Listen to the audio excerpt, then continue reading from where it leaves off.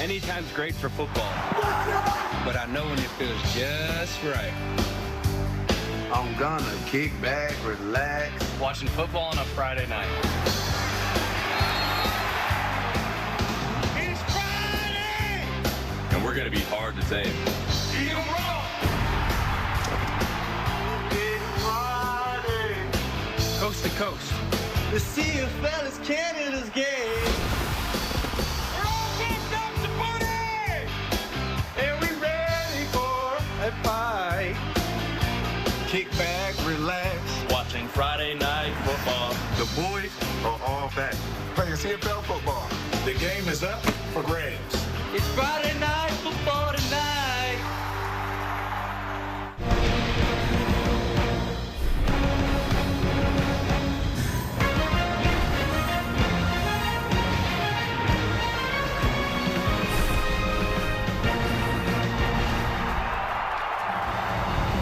Thanksgiving weekend in the CFL kicks off from the Heartland where the Roughriders hope to lock up the West. Trevor Harris saying right now is the most important time to be playing winning football. On the other side, with Nick Arbuckle being shut down for the season, it is Jarrett Daggy making his second start of the season. The Argos officially eliminated from the postseason last week, hoping to spoil the party at Mosaic tonight. You can never spoil this party on a Friday night. Never know. Gabe Burness alongside Enoch Mwamba, Davis Sanchez, Milt Siegel as we get set for the Argos taking on the Saskatchewan Roughriders. And Enoch, I gotta ask the question, is there any chance the Argonauts pull off the upset tonight? I don't see it tonight, Kate. I don't see it. This Saskatchewan Roughriders team has a lot to play for. When you're playing for a week off, it means a lot. This team exactly knows what they have in front of them. Trevor Harris and the rest of that offense is going to be locked in tonight. That defense is going to be blitzing, and they're going to be active tonight as well. They're going to be willing to, they're going to want to win tonight, Jazz. It's less what Sask does have to play for than what Toronto doesn't have to play for, and that's why it's really tough. I know we always say you're a pro and you go out and you get paid to play, and every week you put on the line. I'm not buying it. I'm ready to book my ticket to Cancun. I don't want to get hurt and spend another 3 months getting treatment.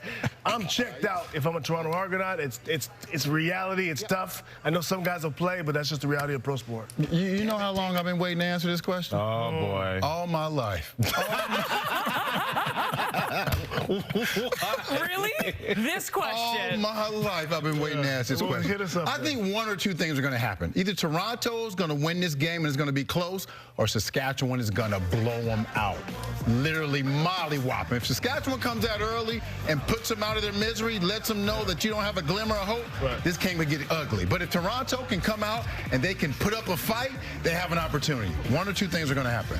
The guys, let me rephrase a little bit what I was saying. The guys who are playing for roster spots, different story on the Toronto Argonauts. Those guys, you got to play because you're fighting for a job. Other guys who are veterans, it's really difficult to play in a situation. You were talking about veteran Davis Sanchez there. Yeah, I wasn't talking about me. No. I always put it on the line. What? Really? Yeah. Plus, I was always in the playoffs anyway. We hosted Eastern Finals. That's what we did. Oh, dang. What? Dang. I don't know if we see the starters by halftime for these guys right here.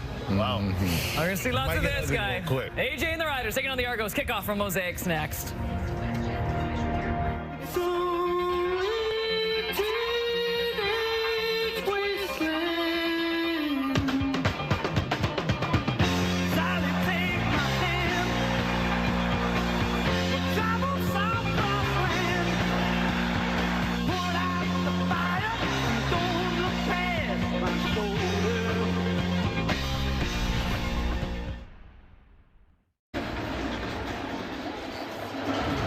A bit of a breeze in the air, but other than that, a beautiful evening in Regina as we kick off Week 19 with the Riders and Argos on Friday Night Football. Two teams on different paths right now. Toronto officially eliminated from playoff contention. The Riders with a win tonight can lock up first in the West. Yeah, and obviously big for the Saskatchewan Roughriders. They've been fairly consistent through this season, a great start, and one of the keys to that has been their quarterback, Trevor Harris. 4,000-yard season, his first as a Saskatchewan Roughrider, over 300 yards in each of his last two games. Meanwhile, far less experience under center on the other side. Jarrett Daggy makes his third career start, came off the bench for an injured Nick Arbuckle last week for the Argonauts. Dinwiddie and his team had won 3 in a row. Looked like they might salvage the season, but since then they have lost 3 in a row. We'll look to snap that tonight. Corey Mason, his club, 6-1 versus the East this year, 5-2 at home. Toronto won the coin toss. Will get the ball to get us started on just a beautiful Friday night in the Prairies. 19 degrees at kickoff in Regina as the Riders look to wrap up best in the West for the 2025 campaign. We are underway. High, shorter kick. This is going to drop in. Grant takes it at the 35 near sideline, out to about the 45 before he is pushed out of bounds. And our first look this evening at Jared Daggy. Yeah, you see there Jared Daggy's numbers on the season. Some ups and downs certainly for him in limited time, but played the majority of the game last week as Nick Arbuckle was knocked out in the first series, a shoulder injury that will put him on the shelf for the remainder of the season. So a pretty good audition here for the former Edmonton Elk. Daggy will start at his own 46. And they'll start it on the ground. It goes nowhere. Not even back to the line of scrimmage for this Toronto offense.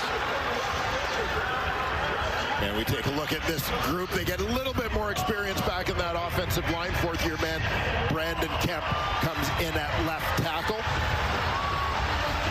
And Dejon Brissett, second overall pick in the 2020 draft for the Toronto Argonauts, enjoying a career year. 833 yards for him so far. That's a career high for Brissett, who's really emerged as a leader for the Argos this season. Had 8 catches last week for almost 100 yards.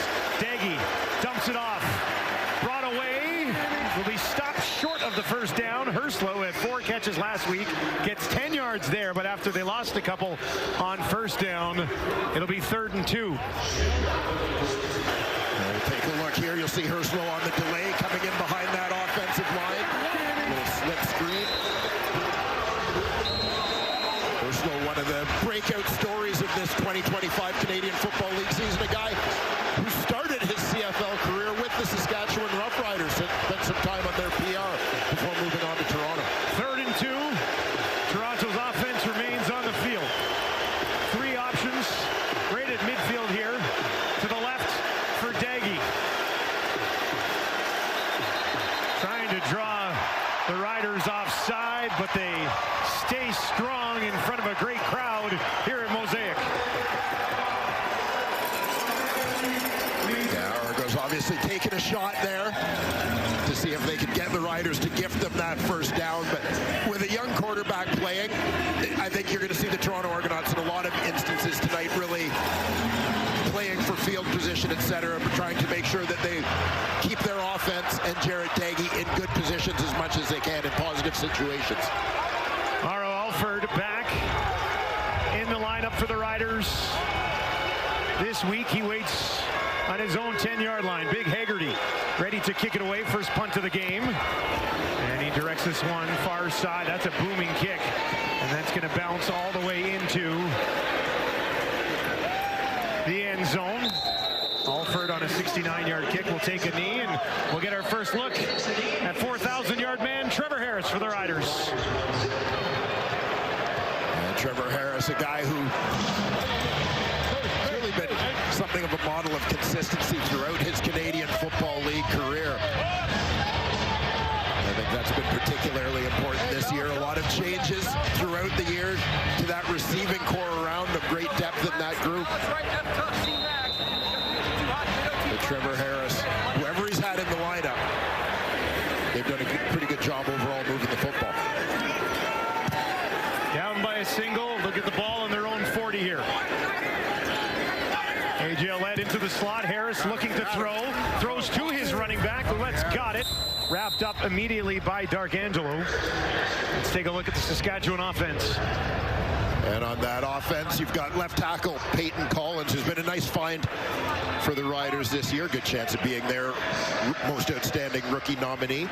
And to me, one of the great unsung free agent signings of this past offseason, Tommy Neal, former Toronto Argonaut, doing a terrific job starting the last string of games for the Riders as they've battled injuries in that receiving corps. 2 touchdowns over 4 years in Toronto, 4 this year for the Riders.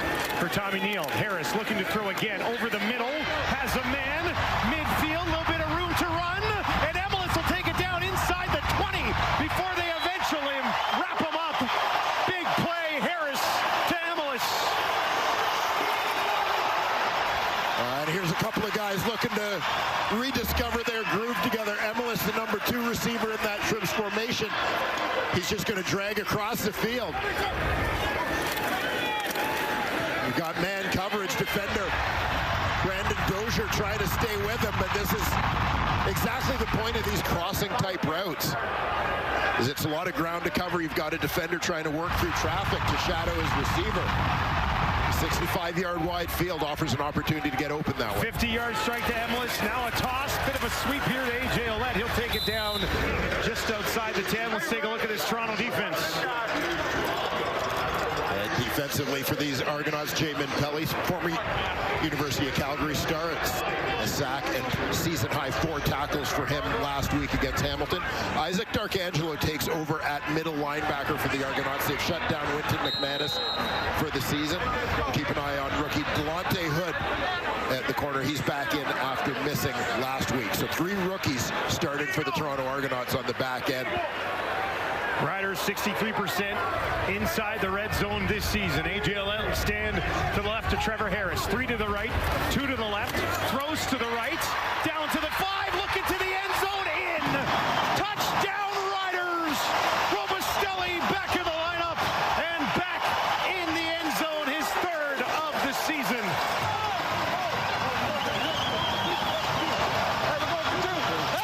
We talked about the depth of this Riders receiving corps. A guy who's had some big games here in his 2nd season as a Saskatchewan Roughrider. In tonight in place of Dante Myers, who's injured. We know Myers has been among the league leaders in receiving touchdowns this season with 8. So Robustelli off to a good start in terms of filling his shoes. The Riders are going to go for 2 early in this ball game. Strong wind into their faces. Not sure if that factors into this or not. Harris throwing for a couple more. Back of the end zone. Dropped. Oh, should have been caught. No doubts. Robustelli had the touchdown, but couldn't haul in 2 more. Saskatchewan, though, on top, 6-1.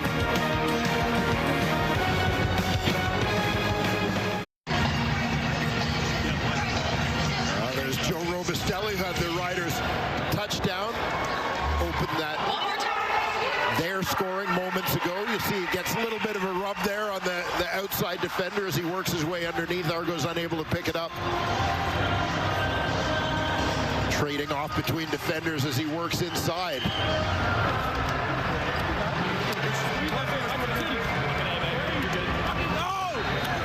23rd passing touchdown of the year for Trevor Harris. 4 plays, 70 yards in less than 3 minutes, highlighted by a 50-yard strike to Emilus. Another short kick. This one bobbled in feet, still bouncing around. It actually ends up in the hands of Janarian Grant, I believe, at the 46-yard line. Disaster averted for the Argos. Daggy will have the ball, trailing by 5 when we return to Mosaic in Regina.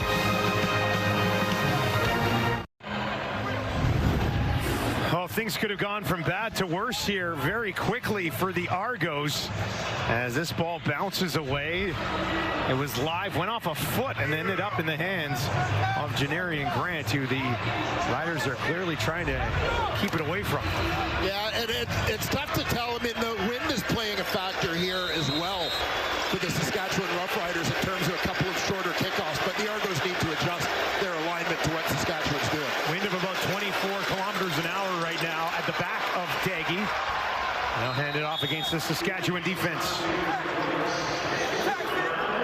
And on on this defense. We'll see a little more of Ali Saad on that defensive line at tackle. We'll still see Mike Rose, but with a couple of Canadian DBs out of the lineup, they've got to balance the ratio. The Canadian starter at D-line, A.J. Allen, another Canadian starter on defense. He's been terrific, had a pick last week. And Sheldrick Redwine into the lineup at the boundary halfback spot. Just a few weeks into his CFL career, he's in for an injured Roland Milligan as the injuries pile up in the Riders secondary. Daggy looks to his left. Flag flies as he gets it away, finds Herslow. Could be a first down as he takes it down to the Saskatchewan 50. I think it's coming back.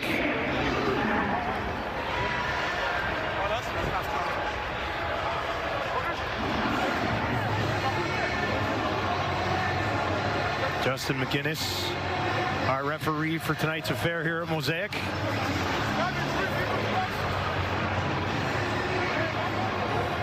Face mask, Toronto, number 51. It's 15-yard penalty and remains second down. It's John Boss of the University of Calgary, third rounder back in 24. Boss in the lineup, starting at right guard. Tonight, we'll see here, protection just as he went to make that first punch, get a hand on, let that hand slip up to the face mask of Micah Johnson. So instead of a first down, it's a 2nd and 22. Quite the swing. They'll sort of set up a screen. Mittal near side, makes a move, pushes it out to the 50, and that's where they will stop him. Got 17 of the 22 that they needed, but they'll be forced to kick it away. Yeah, nice effort after the catch here from Mittal. And Dejean Brissett, the other receivers out there blocking. Dave Unger out there as well. Argos, again, trying to limit the risk a little bit in terms of trying to get those yards back. So trying to go to a high percentage play and let the receiver do the heavy lifting. Close but no cigar on that one. Haggerty averaging just over 50 yards per punt. Had a 69-yarder to open the game. This is hammered away from his 40. Shorter this time. Hangs up there. Bounces. And Alford, after a 49-yard kick, just has to lay down on it.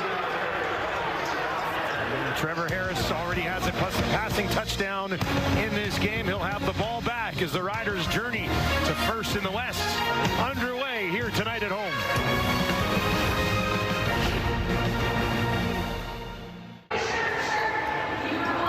Welcome back to Regina. Saskatchewan with a 6-1 lead at home about midway through the first quarter, and their offense looking outstanding on that first drive. 4 quick plays, and let's break it down with Luke Wilson on the sideline. Yeah, Dusty, you know, on that early drive, Toronto came out and tried to play man coverage against Saskatchewan. Trevor Harris said absolutely no problem. You want to do that against this receiving core, we're gonna cook you up. So MLS right now, you're gonna see this. He creates separation by kind of going into his defender and ripping across the field here. Easy pitch and catch, huge play. So again, you can't cover this wide receiver group in man coverage. Then you go to the touchdown here to Robustelli. So this is man coverage, but what Toronto's trying to do is basically play in and out here. So it's a very great passing concept, and that's why no one's tracking him. But again, it is man coverage, and you just can't play the depth and the talent of these receivers in man coverage. So I would expect Toronto to run a lot more zone here. Yeah, that's what I was going to say. What are you supposed to do, right? Harris does a pretty good job of picking anybody apart. Totally, and again, it is a bit of a bold strategy coming out against these guys and playing man, and against a veteran quarterback like Trevor Harris, just lining up in it. I do wonder if it's something that Toronto maybe said, hey, our season's over, let's see if our guys can play man, and they learned that pretty quickly on the first drive that that's not what's going on. Yeah, definitely an interesting matchup in terms of personnel. You've got great experience and depth in that Saskatchewan receiving core. The Toronto Argonauts, as I mentioned, starting 3 rookies in their defensive secondary. 2nd and 9 for Harris over the middle, and that is broken up. Sluka got a hand in on it, and that'll bring up a 3rd down, and it'll be a 2 and out here for Saskatchewan. Yeah, Derek Sluka, one of those rookies, and certainly a guy who will be in consideration for the Toronto Argonauts nomination as most outstanding rookie. Nice break up there coming downhill on the play. The Riders wearing their fan favorite Obsidian jerseys here at home tonight. Fans absolutely love those ones. How do play-by-play guys feel about them? My mom always said if you don't have anything nice to say, don't say anything. They look sharp, just not from the booth. As that is kicked out of bounds at midfield.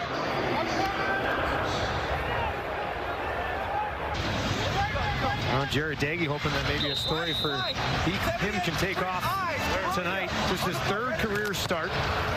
Had an interesting day coming off the bench early for Arbuckle last week. Set a CFL record for completions for somebody coming off the bench, but threw a handful of interceptions as well.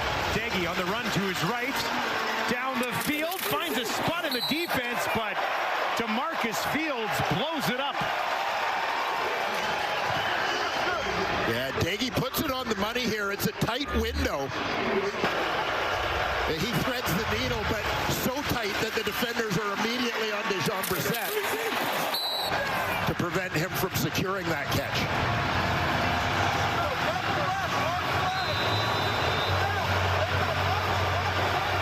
DeMarcus Fields, the model of consistency in this injury-riddled Saskatchewan secondary. He started every game at field half. 51 tackles, 6 knockdowns coming into this one. Daggy. See where this is spotted. Could be a first down. He goes back to Herslow. Busy start to the game for Jake Herslow, who leads this team with 9 touchdowns on the season. Get a look at Herslow going to work here. Just wraps it around that Will linebacker in his drop. Daggy finds him to move the sticks. Toronto's offense, whether it's Daggy now or Arbuckle earlier in the year, they attack things through the air. They do not get much going on the ground. Just over 50 yards per game all season for this Argos offense. We'll try here. Nowhere to go again. Mentioned Daggy. Coming in last week after Arbuckle injured early, set a CFL record for the most completions, coming off a bench with 34. Not a bad relief performance as a young quarterback. He mentioned the interceptions that were a challenge, but he was facing pressure all game last week, largely because the Argos, they haven't had much of a run game all year. I mean, they are a passing team. You got a young quarterback in there and a defensive group that smells a little bit of blood. Nick Arbuckle watching on as he will for the rest of the season. Daggy over the middle again. Could have been taken away by Jameer Thurman. Had one last week. Could have had another one there.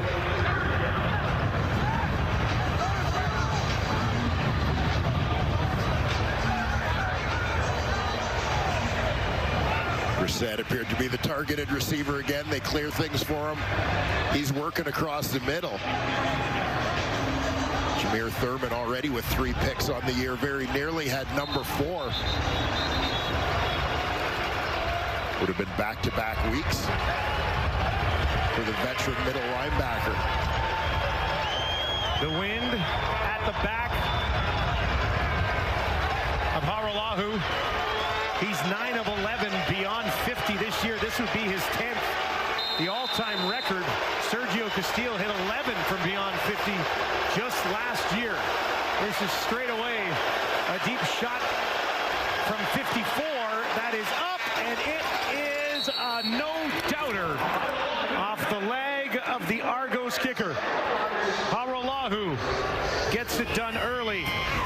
His 52nd field goal of the season. This one from 54 yards out. I'm back. Being for a guest judging position on Oh, really? the show. Oh, yeah. Oh, that sounds like a great Put idea. in my application. Start one of those petitions online. Yes. Hey. I'd watch that.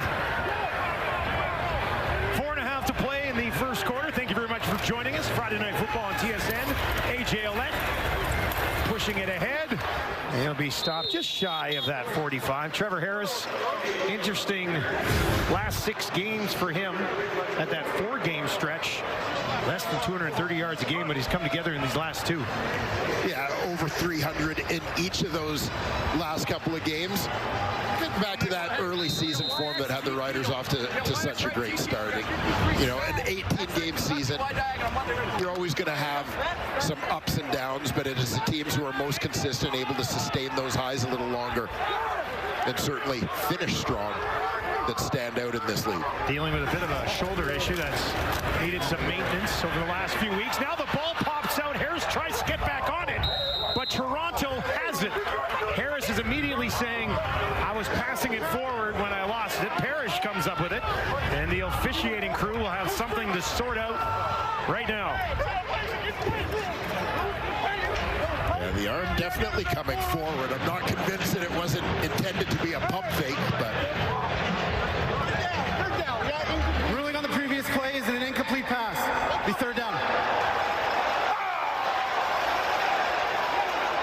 There you get a look, and I from that perspective, kind of think that Trevor Harris was going to throw, and I think he tried to pull this one back, and that was where he lost it.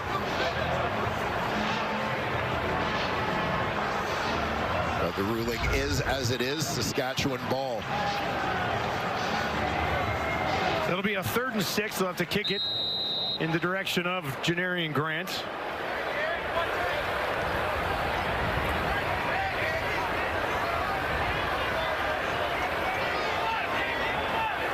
Grant waits just inside his own 25. Merkel, the first-year punter out of Vanderbilt. Low driving kick. That one's just going to settle right down on the 23-yard line. Grant's spinning away. Flags will fly as he takes it out beyond the 35. Jarrett Daggy getting the start here tonight, has a connection to the Riders. For more on that, let's send it down to Britt Dorton. Yeah, and anyone at home that said, haven't I seen Daggy before on a jersey in the CFL? You have, for the Riders. His older brother, Seth, was a quarterback with Saskatchewan. Back in 2014, he got one start that season. He's currently the quarterback's coach at the University of Arizona. But Jarrett told us he did make a trip to Saskatchewan at that time, knew nothing about the CFL, fell in love with it, said he loved the fans, the tailgating. His brother brought him down to meet Darian Durant, if you've ever heard of him. And that was when Jarrett told himself, maybe one day I could have a future in the CFL. So here we go, boys. See what the future holds. Jarrett telling us he had a lot of awareness of the CFL after that, followed the league a little bit on his own, even after his brother was done playing here. So he wasn't flying blind when he eventually came north himself in terms of the rules. Wants to throw here. Flags. Drops it off. Far side. That's his running back, who will be wrapped up immediately. Sort out the penalties. A couple of flags flying at the same time. Might be against the Argos.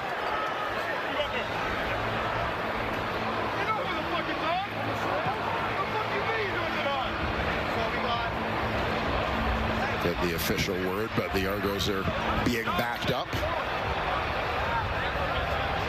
Fighting an uphill battle tonight.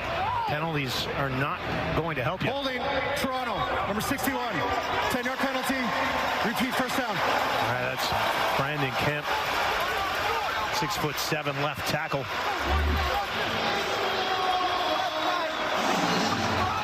Well, you can see the takedown. Holding was a gentle description of what went on. It was something, wasn't it? So a 1st and 20 for Daggy. 3 options, wide side left. Running back will flare out to the flat, drops it out there, gets a lot of these yards back just inside the 30. Brissett goes up and gets it and hangs on. Nice touch here by Daggy. Again, there's no question that the young man can throw the ball. You know, still learning his way through CFL defenses, and no doubt a tough situation for him. Again, a relatively young quarterback without the support of a very strong ground game. 17 yards to Brissett. They just need 3 more. Another flag as they lunge ahead. Would have been enough for a first down, but see what this penalty is.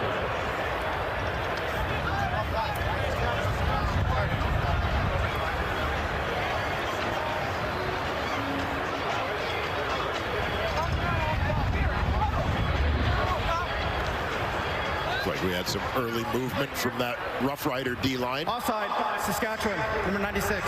Penalties declined. First down, Toronto. Looked like it was number 92, Caleb Sanders.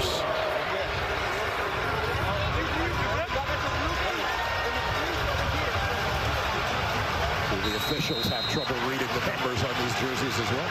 Once again, no comment. Now, with that being said, they're down on the field. You can read these jerseys down there. Come on. So a 1st and 10 from the Toronto 35. Quick hitter. Vitale's got it. Nowhere to go, and then he's absolutely crushed at the end of the play by Redwine, making his first start in the Canadian Football League. Vitale, as he's coming off the first would-be tackle, finds himself exposed. Gets a little taste of red wine on this Friday night.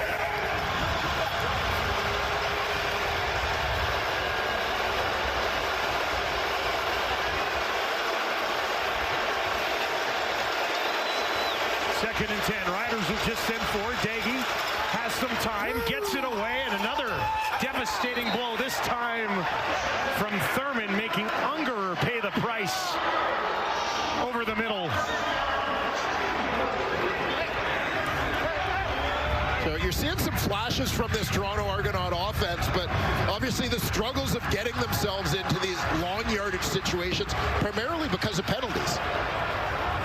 You know, when we saw last week, the Riders didn't necessarily play their best game, but Ottawa made so many mistakes.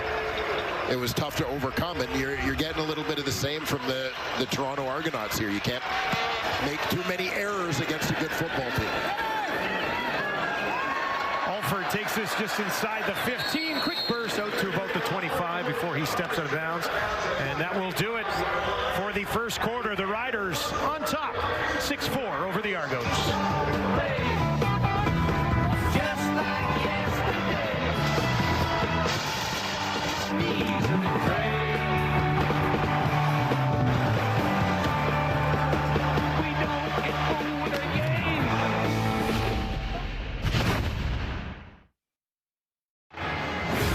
Welcome back to Friday Night Football from Mosaic in Regina. It's the Riders leading 6-4, but the Argos, you know, hanging around here a little bit, but they cannot shoot themselves in the foot here, can they? Yeah, and this is it. The thing that stands out when you look at those stats is the penalties, as we talked about at the end of that first quarter.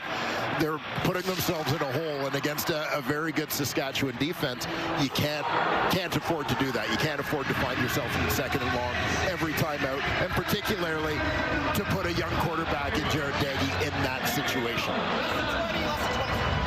Done an okay job. He picked up 17 in that 1st and 20 situation, but once again, had a couple of first downs wiped off the board due to penalties in that first quarter as well. The Riders will now have the wind at their back after going into it in the first quarter of the game.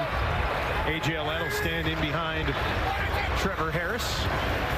Harris, a couple of quick steps, far side, drops it in there. And it's back in the hands of Emelis, his second catch of the ball game. Yeah, good protection here. Nice toss from Trevor Harris here as the Riders now suddenly find themselves with the wind at their backs. We got fake 61, fake wide pass, W slant, alert 61 kite Monday ready. 16 more to Emelis. He's got over 65 on 2 catches. Toronto will bring 5 this time. Harris near side, wide open. Schaefer Baker, and he takes it down inside the 50 as his first touch of the game, his second game since returning from a 13-game absence. Well, you'll see Trevor Harris kind of look off the D here. You're going to see the Saskatchewan Roughriders get a receiver swinging out and hanging low. That causes the defenders to come forward and opens up space in behind where he's able to drop it into Schaefer Baker. As here you see Tommy Neal drifts out. That holds the corner down low. creating a little bit of space behind him. Harris with 102 yards in his first 5 completions of the game. There's the 6th one, this time Keyshawn Johnson. And he's wrapped up and held on to.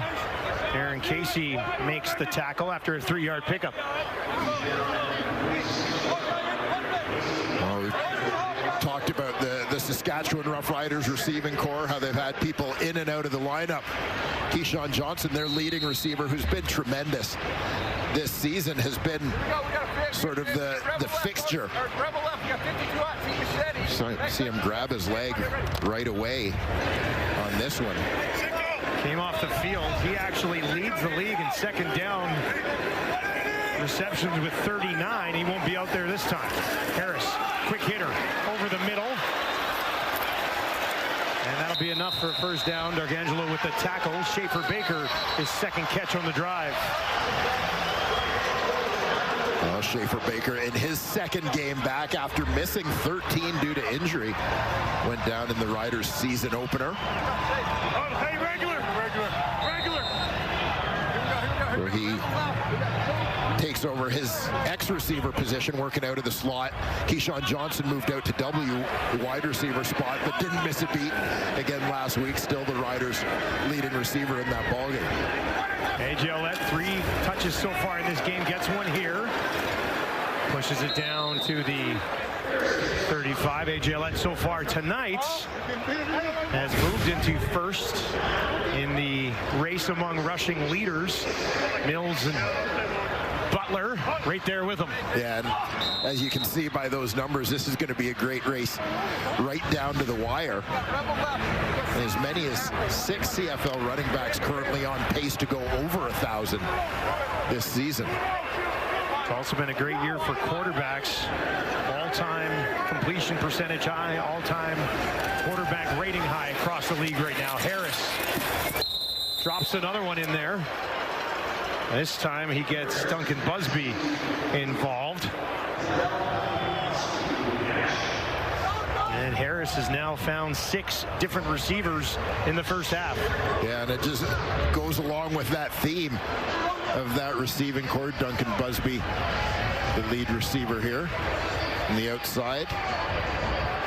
Just that speed out, trying to push up toward that first down marker. But Saskatchewan dressed 9 veteran receivers for this game tonight, and that's with Sean Bain, 1,700 yards over the last 2 years, and Dante Myers, 1,000-yard receiver this year, out of the lineup. They're a little deep at the position, aren't they? Crazy. Lothar back in the lineup, sneaks one through the upright. With the wind at his back, he gets it done from 37. And the Riders' lead grows by 3. Herslow, heck of a season for Toronto. A couple of catches for 20 yards already in this one as well.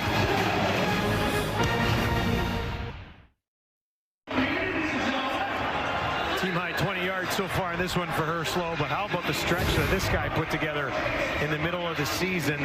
9 touchdowns over a 6-game stretch. Yeah, remarkable pace, and that was on 30 catches. And now, of course, by comparison, Herslow, he's in a slump. His last 14 catches the last 2 games, he has gone without a touchdown. So Herslow is due. Handed off this time, Spencer Brown. That's their best carry of the game. Not even close either. That goes for 11 and a first down. Argos able to get around the edge here. Take a look. Felix Garon-Gauthier, the fullback, seals the edge. They got the pullers out in front. Big Dylan Giffen, number 64, leading the way for Brown.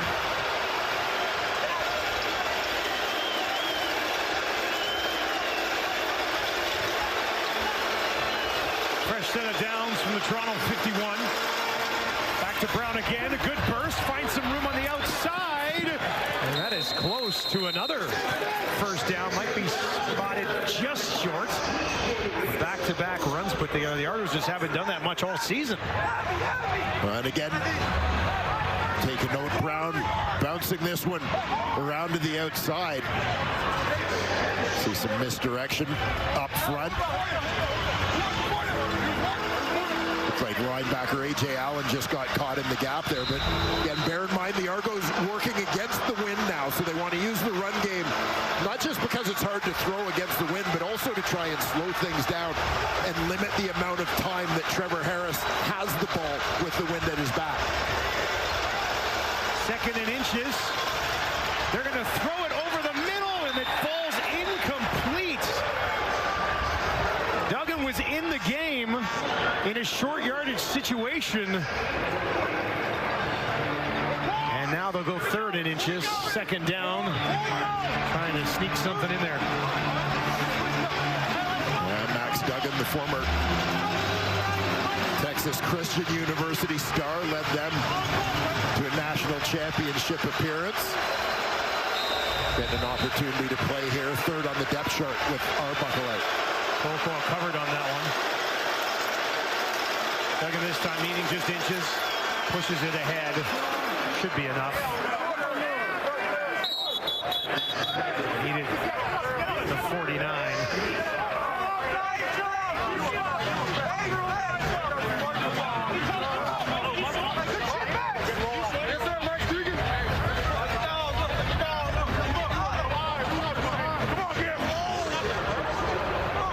In and does his job, picks up the 1st down with 9 minutes remaining in the half.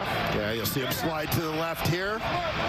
Sees a little bit of movement, just ducks his head in there to pick up the required yardage. Got folded up pretty good by C.J. Rivas, A.J. Allen. That is Giffen, who's down. And we will step away as they take a look at their offensive linemen. The Argos offense remains on the field, down by 5. Here's a look at 28-year-old Dylan Giffen walking off the field. Their backup offensive lineman. Yeah, he's missed significant time this season. The Argos have played with a lot of inexperienced O-linemen at times. Back on the ground with Brown. Short pickup this time. It's like just a couple of yards. Yeah, Argos looking to do a little bit of ground and pound here. They've had some success in this possession with Spencer Brown. But the limited production in the run game has been a consistent storyline through this 2025 season for the Toronto Argonauts.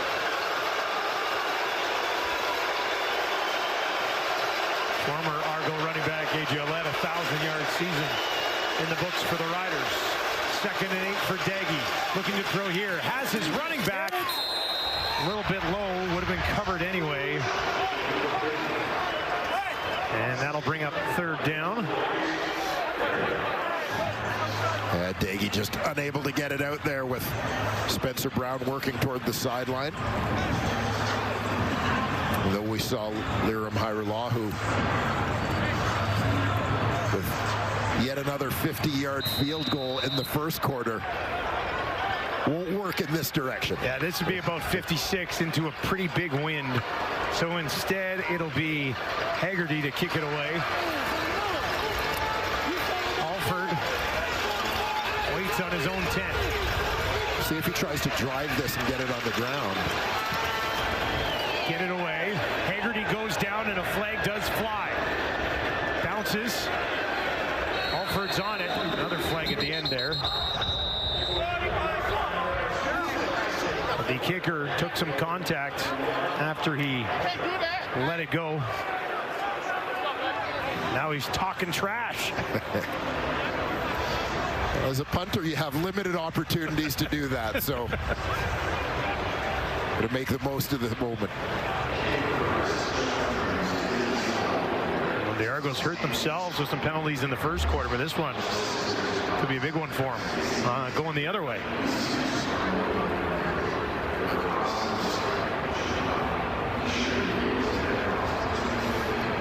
Was he guided in there? Was he pushed in there? What do you think? Yeah, I think that's going to be the argument. And see Felix Garon-Gauthier, the personal protector back there. You know, I mean, to me, he's still pushing out, not so much back into the on-rushing rider player, Mitch Picton.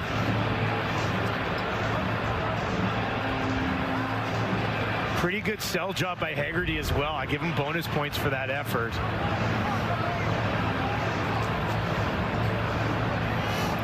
Yeah, there was a no yards flag at the other end of this play.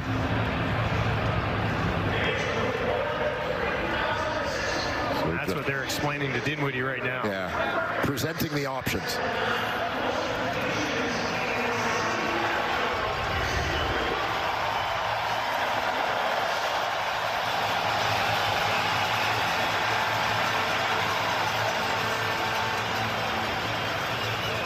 Justin McInnes trying to sort this one out for us. It looks like it's going to be pushed back 5 yards. And the Argos will have to kick it away from a little bit deeper. 2 fouls on the previous play. Contacting the kicker, Saskatchewan, number 81. No yards, Toronto, number 6. We'll replay 3rd down. So again, contacting the kicker, not roughing the kicker. The important distinction there in terms of the way the penalties balance out. Well, Haggerty will do it again. Midway through the second quarter. No contact this time. He gets it away. Alford will take it just outside the 15, 36-yard kick. And he runs into a wall on the far side of the field. Beautiful Friday night in October on the prairies.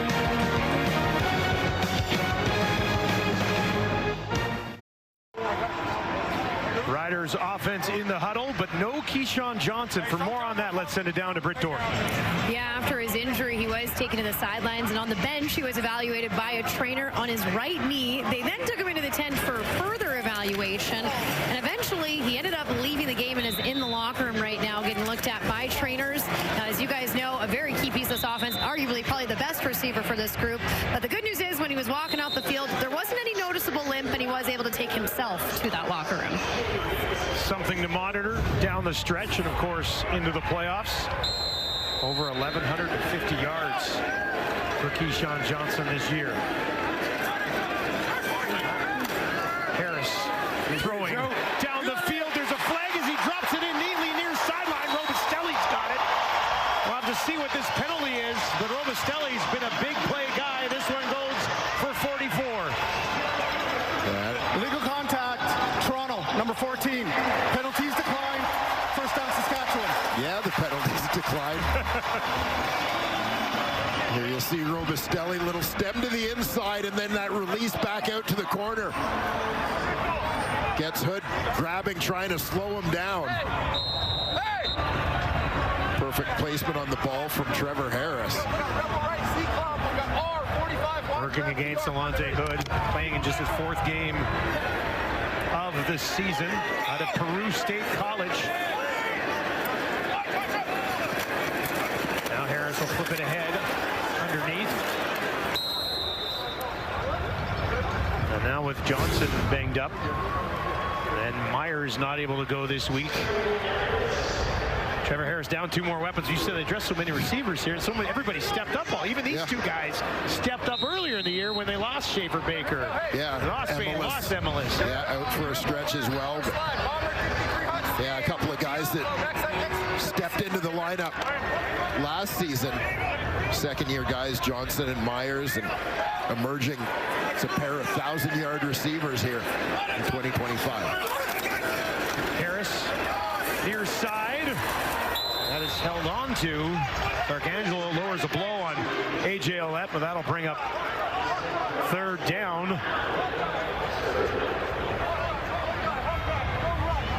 Yeah, Harris settling for the check down to his running back.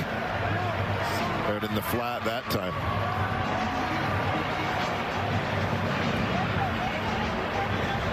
Again, Isaac Darkangelo in the lineup at middle linebacker for Winton McManus this week, and presumably for the remainder of this season. Second 37-yard attempt of the game for Lawther. This one is up, and he's 2 for 2 to start the game. Well, good start tonight for Brett Lawther. Was not in the lineup last week, and it's been a tough year so far. This is coming into tonight just under 69%, well off where those leaders are at right now. Yeah, and this has been a big story for the Saskatchewan Roughriders. Campbell Fair out of the University of Ottawa, former Calgary draft pick, bounced around a little bit the last couple of years. Got an audition last week. Things didn't go so well, so Lawther back in the lineup tonight, as you said, off to a good start. They did sign an American kicker during the week, bringing in Hughes. But it's back to Lawther in this one. Daggy with a quick completion there.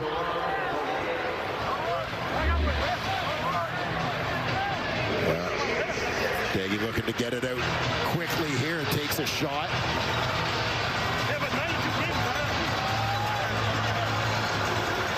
Taken down hard. It looked like, I believe it was Sanders.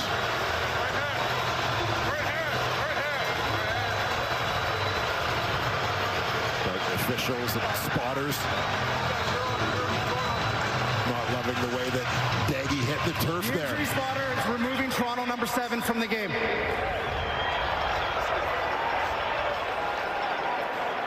So it's going to be Tucker Horn. Just take a look at the landing.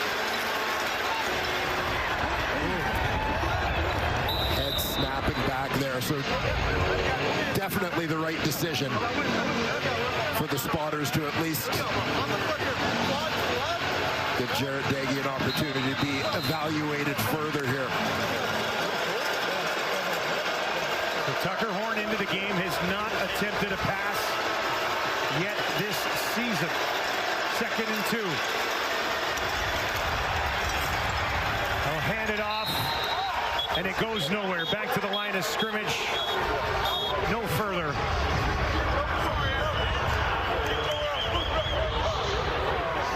And that'll bring Haggerty back out here on a 3rd and 2. 3rd 2 and out of the game for the visitors. Limited experience for the Argonauts at quarterback. Obviously, Chad Kelly has been out all season. Nick Arbuckle now with the shoulder injury, down for the year. Leaving Daggy as the most experienced quarterback on their roster. Alford will watch this. It bounces, takes it on 2 hops, 43-yard kick, and he is wrapped up immediately. Here's Mario Alford earlier in the year for the Riders against the Argos. Yeah, after the Argos had battled all the way back in this game against Saskatchewan. At the end of the game, Mario Alford turns it all back in the Riders' favor with that kick return touchdown. That is his only return touchdown of the season, 11 in his career. Yeah, Super Mario's been in and out of the lineup with injuries throughout this season. Sean Bain handling return duties the last couple of weeks. Harris on the run to his right. There's a flag as he dumps it off to his running back, who loses his helmet. Working there against Aaron Casey. And good look at the flow of A.J. Ouellette. That'll take us to 3 minutes here at Mosaic. A low-scoring affair between the Argos and the Riders. The Saskatchewan looks to secure first place in the West Final at home.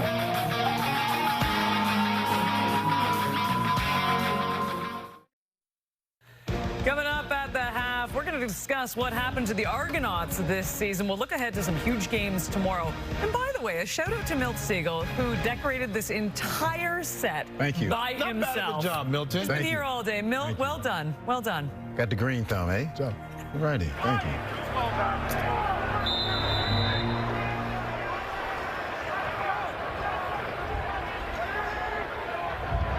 I have to say, impressive effort from Milt. Quick completion here. Tommy Neal See if the Riders can move the ball here, put some more points up with the wind at their back. The wind's swirling around a bit, but mostly at their back. Well, under circumstances, the Toronto Argonauts doing a decent job keeping this close. Trying to take advantage of a long field for the Riders here. Second and 10 for Harris.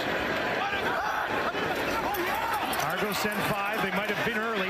Harris gets it away, almost taken away. Trying to find Tommy Neal. Willie Drew defending, and there's another flake in the secondary here as well. We're going to have two things to sort through. Yeah, it did look like the Argos at least twitched a little bit at the line of scrimmage just before those flags came up. It did, right? I wasn't crazy. I wasn't seeing things. I thought they moved.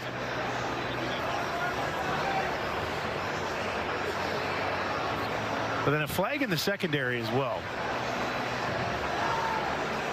Yeah, we'll see if the officials felt that Drew was perhaps in a little early. There are 2 fouls on the previous play. Offside, Toronto. That penalty is declined. Pass interference, Toronto, number 39. Spot of the foul, automatic first down. So that is Willie Drew out of Virginia State. Thought they were a tad early. So working against the inside receiver here. And you saw Drew, just a flash of that pink glove wrapping around the waist just as the receiver kneeled, made his break to the inside.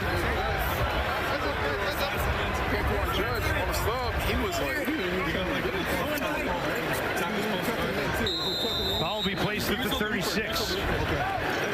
Harris is 12 of 15 for 180 yards and a touchdown in the first half. Gives it to A.J. Ouellette. A.J. pushes it ahead. They'll hang on to him, but he pushes out for 6 yards on first down. A.J. Ouellette.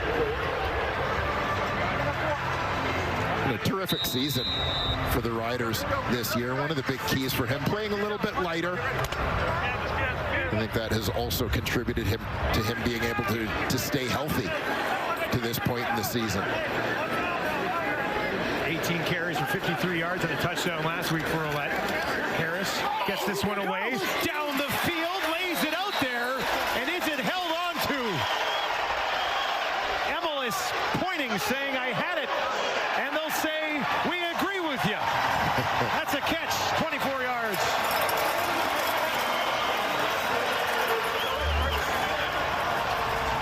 Emilus, the middle receiver.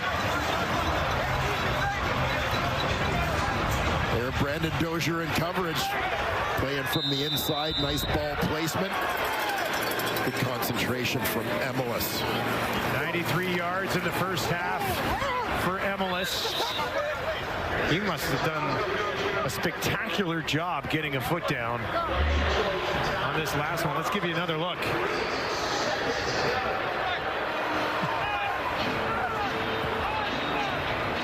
But he's pushed.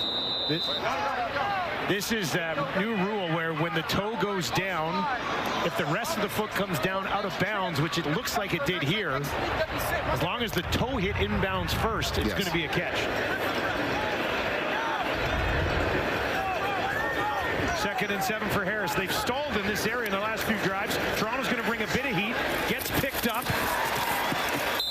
Back to Emilus again, but it will not be enough for a first down, and that'll be third down for the Riders. Well, Sam Emilus having himself a big night, part of that great 2023 CFL draft class.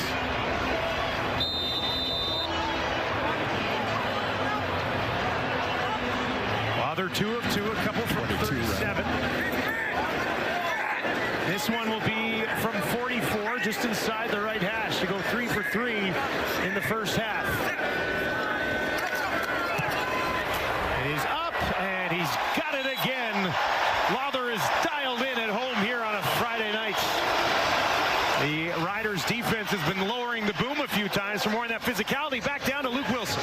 Yeah, Dustin, when you hear the term playing downhill, that's exactly what I would describe the Riders defense. They look ferocious, they look intense, and there's a crazy amount of effort. And some of these plays really highlighted here. If you look here at Benny Sapp, this is unbelievable. So I understand what's going on. Boom, triggers, runs right down the V of Herschel's neck, bullies him to the ground, and then Red Wine comes flying in and cleans it up. Here's Thurman just laying the boom later on that drive. And then you get here, we get bullied up front in Toronto. You get a great hit on the quarterback, and once again, Jameer Thurman coming downhill. But look at the effort, the rally. Everyone's around the tackle. This defense is humming right now, and that's why the Argos only have 4 points. Hey, first in points allowed, first in yards allowed, first in rush yards allowed. That's how you do it, isn't it, Luke? It is. And again, you love to see this right here. When there's one Argo and there's numerous Rough Rider players just rallying to the ball. And I'm sitting on the bench right now, Dustin. I'll tell you, they're in it. They are really in it right now. It's a very good atmosphere for this defense. Well, they're buzzing. They know what's on the line here tonight. Yeah, and you know, obviously you never try and intentionally get after someone, but when you have a third-string quarterback in, and that means a fourth-string guy's coming, you want to hit him as hard as you can. And when you take hits like you're watching right now, I feel for Daggy, because this defense is, again, there's a ferociousness they're playing with right now, and it's palpable on the sideline. It's been a long day. Review by the replay center, we have roughing the passer, Saskatchewan, number 42, 15-yard penalty, automatic first down. Hey, Luke, I know you're a big proponent of establishing the run game early. Obviously, that hasn't been a big thing for the Toronto Argonauts, but do you anticipate they might need to adjust that, particularly now with Daggy headed to the sidelines again? I do, Dwayne, but I will say the 2 big runs from the last drive, as much as I would love to give, you know, the flowers to the Argos O-line, it was a fundamental issue in Saskatchewan's defense. 2 guys in 1 gap, so it wasn't like they got bullied up front. So I don't really know if that's an option. That's part of the problem. Where unless Saskatchewan messes up, I'm not sure they can run the ball either. I don't think you all of a sudden figure out how to run the ball in week 19. No. But Dwayne, you are correct. That would be the best way to do this. So hopefully, if you're an Argos fan, they can figure this run game out quickly. All right, well, Tucker Horn back in the game at quarterback. That's his first CFL pass attempt. He goes to his fullback for the completion as we get a look at Tucker Horn out of Trinity. That's a look at what he did in school. Almost 9,000 yards, 97 touchdowns, 17 interceptions. Yeah, and obviously a small school guy. Horn is a guy who, you know, really had to earn his job in the preseason. The Toronto Argonauts deciding to move on from Cameron Dukes. Another completion, this time into the hands of Brissett. And that'll be a first down for Toronto. Those have been tough to find so far in this one. We heard the discussion coming up at half. What has gone wrong with the Argos this season? Kate and the guys will have that conversation. Probably need more than a halftime, I would think. Horn down the field again. Polk's got it. Spectacular stuff. Goes up, spins around. That's his first catch of the ball game. Probably not a bad idea to get it to this guy. Yeah, no question. Mackay Polk absent from the Argos lineup the first portion of this season as he was pursuing some NFL options. But a terrific rookie year in 2024. Hottest receiver in the league down the stretch last season. Tucker Horn drops it off this time to his running back. Spin move goes nowhere. Brown is taken down. Thurman, A.J. Allen working on that one together. I'll bring up 2nd and 6. Boy, this will be quite the story for Horn coming into the game and leading a touchdown drive late in the half on the road at Mosaic. 2nd and 5 is what he faces right here. 2 options to his left. Down towards the end zone. Nobody home. It falls incomplete. Polk was around the area. And that'll be a 3rd down and a field goal attempt for Haralahu. Yeah, looked like signals got crossed here a little bit between Horn and the intended target. Mackay Polk, his inside receiver to that boundary side. Gets in behind the linebacker, and like he just took it a little flatter than the quarterback anticipated. Now, Horn's a guy we expected with the Argos out of the playoff picture to see him start one of their final few games as Coach Ryan Dinwiddie wanted to get a little extended live look at the young QB. So we may just be getting that a little bit earlier with the injury to Daggy. 53rd field goal of the year for Haralahu.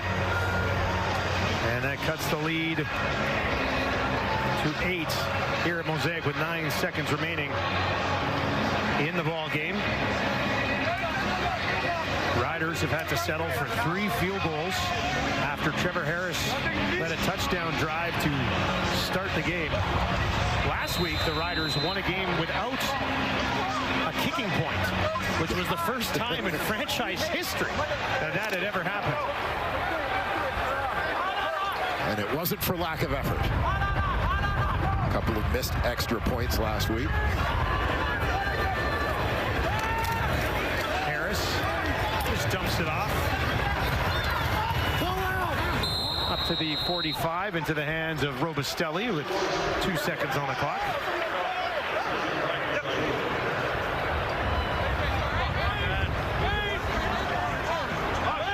Trevor Harris, pretty efficient first half, as he has been most of the season. 72.7% on the year. First 4,000-yard season with the Riders. And he's got 215 here in the half as he takes a knee, and his team hoping to wrap up first in the West with a win tonight. We'll head to the room with a 15-7 lead.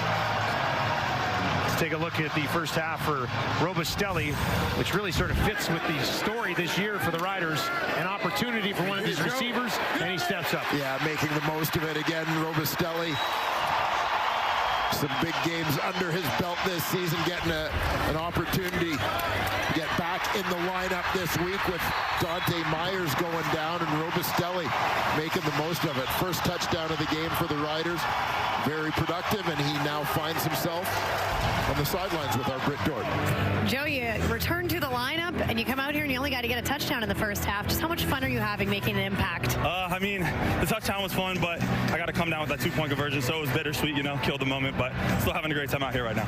Well, you're 2 quarters away from securing first place in the West Division. Can you just speak to the motivation level of this group right now? Yeah, I mean, it's everything. You know, to have that first round bye going in the playoffs, it's everything. We feel like we deserved it, and we just got to keep working towards it and get the job done. Thanks so much. Of course, appreciate you. All right, Kate, we'll send it off to you and the panel. All right, Britt, we all know this panel of Enoch Mwamba, Davis Sanchez, and Milt Stiegel. By the way, a lot of people wondering why Joe Robustelli was in tonight over Bain, and I'll tell you this. I mean, I get it. The connection with him and Trevor Harris, though, it's been fantastic, and he's looked great in this first half of football. But we digress and now talk about the Toronto Argonauts and what happened this season. We were discussing it here on the panel, and look, you could point to the fact that Chad Kelly did not play a snap of football. Not one down of football was played by their starting quarterback. But Nick Arbuckle, he was great. He was really great at times this season, so you can't really look then. Before the season began, we looked at the defense, and it was decimated this time. And we said, how are they going to fix these holes? How are they going to clean this up? And there were just so many problems that I think that ultimately led to their demise. Yeah, absolutely, Kate. They had too many changes, and a lot of changes that they just couldn't overcome. You started the fact that you start the season off with your defensive leader in Win McManus, who was not present, and he was injured. And so you start with that, and then you look at a guy like Flory Malade, who was not present as well. That was a huge hit to that defense. I know. I always talk Shocker, you brought up Flo. Your best friend, on the defense with him. I know how impactful he is. It's a fact. Look at this Calgary defense without him right now. We agree. We agree. So without having a guy like that, coming off of a Grey Cup winning season like that, it doesn't matter. It is tough to overcome, and obviously you can see how it affected this team. Yeah, I mean, you're averaging or giving up, what, over 30 points a game? When your defense is playing like that, their run game is non-existent. I mean, they're at the bottom of the league in run game too. So those two things, and we look at that's been the most surprising to me, even with the changes, Enoch. I know you talk about the changes, and you're not wrong. That's Enoch, by the way. You're not wrong. It's the fact that, because every team has changes, but the fact that we thought that Chad Kelly not being there was going to be I thought that would be the biggest issue. Yeah. It actually has not been, because to your point, Nick's been so good, but their run game non-existent. Their defense, although there's changes, a lot of teams in this league, there's a ton of change. So that's the biggest surprise for me, is that quarterback wasn't even the issue. Those other two run game and defense were that bad. Deem Carey not being in a lineup. Agreed, and they moved on. They thought they could. And I think what happened was they moved on from players in the past, and it worked out for them. I mean, last year, they were in the Grey Cup, and all the players that they let go, they didn't sign back, and it worked out for them. And I think they thought the same thing was going to happen this year. You know, you traded away Allen to BC. You let Amos go. You didn't have a running game. You let some other guys go, and they felt, well, we did in the past. We'll be okay. But that wasn't the case this year. So they have to reevaluate what they have there. I think Ryan Dinwiddie, and everyone knows this, he's still a great coach. I mean, when you go to win two Grey Cups in your first 4 years, you're a great coach. So they still have the great foundation there, but they just have to reevaluate what they want to do at quarterback. I still think Chad Kelly is their guy, but they also saw that Nick Arbuckle get done. You try to trade him away for some assets. So they got a good foundation there, but they definitely have to make some changes because they can't continue with the same individuals they have and think they're going to get different results next year. And I completely agree. I mean, year after year, we saw them do this. They lost guys. It was no big deal. They were able to plug these holes, but maybe just got a little too confident this year and ultimately missing the postseason after winning the Grey Cup. This game currently 15-7 after the break. We talk more about the West. Got me flexing a brand new fit. Feeling so good like a brand new whip. Step for too long, better up that tip. You think you had enough, baby? One more sip. One more sip, yeah, one more sip. Drop that back, yeah, baby, flip that switch. One more sip, yeah, one more sip. 'Cause I become that. It's that kind of night. Walk right past the light. Everybody hurt that good nights. Big boom in the room, can't handle us. Thanksgiving weekend continues tomorrow, 3 Eastern, noon Pacific. It is the Calgary Stampeders and the Hamilton Tiger Cats. And then a little later on at 7 Eastern, 4 Pacific, it all wraps up with Winnipeg Blue Bombers in Edmonton to take on the Elks. The Elks still holding on to hope. This is a fascinating day of football, to say the least. So if Calgary wins and if Winnipeg wins, that means that Edmonton is eliminated. So we have Calgary and Winnipeg moving on into the postseason. Ches, in your mind, does it play out this way tomorrow? We have two teams. I don't know how it plays out tomorrow. I mean, that's yet to be determined. But I look at these two teams. They're both teams, Calgary coming off a loss, Winnipeg coming off a bye.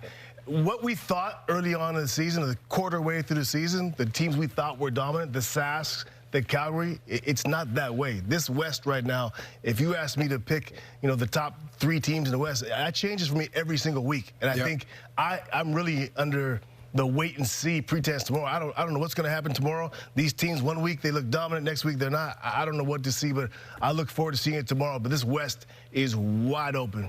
For me, I'm really looking at these Calgary Stampeders. I'm really looking to see what direction they're going to go in. I mean, this is 4 losses in a row. 4 or 5 weeks ago, we were saying, hey, this is the team, the favorite to win the Grey Cup. VA is the favorite to be the MOP, and now they're in a position where they're trying to seal a spot to make the playoffs. Just think what would happen if they're not in the playoffs and Edmonton makes the playoffs. Just think about that, and that's still a possibility.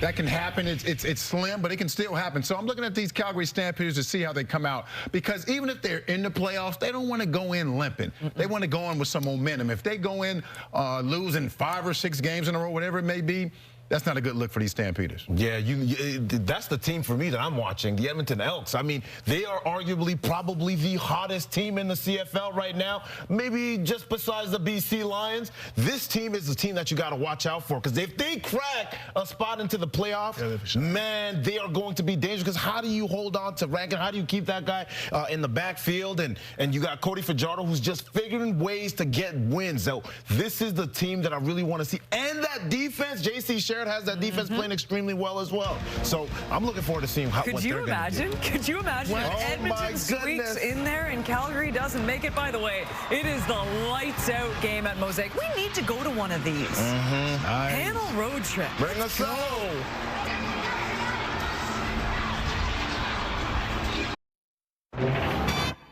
Get up off of that thing and dance to you better. Off of that thing and dance to you. Sing it now. Get up off of that thing and dance to you better. Get up off of that thing.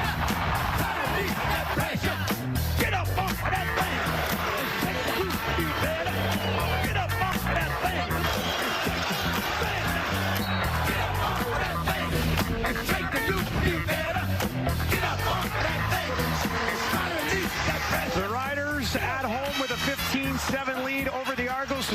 trying to wrap up first in the West. Argos trying to play spoiler tonight. Isaac D'Arcangelo stands by with Britt Dorton.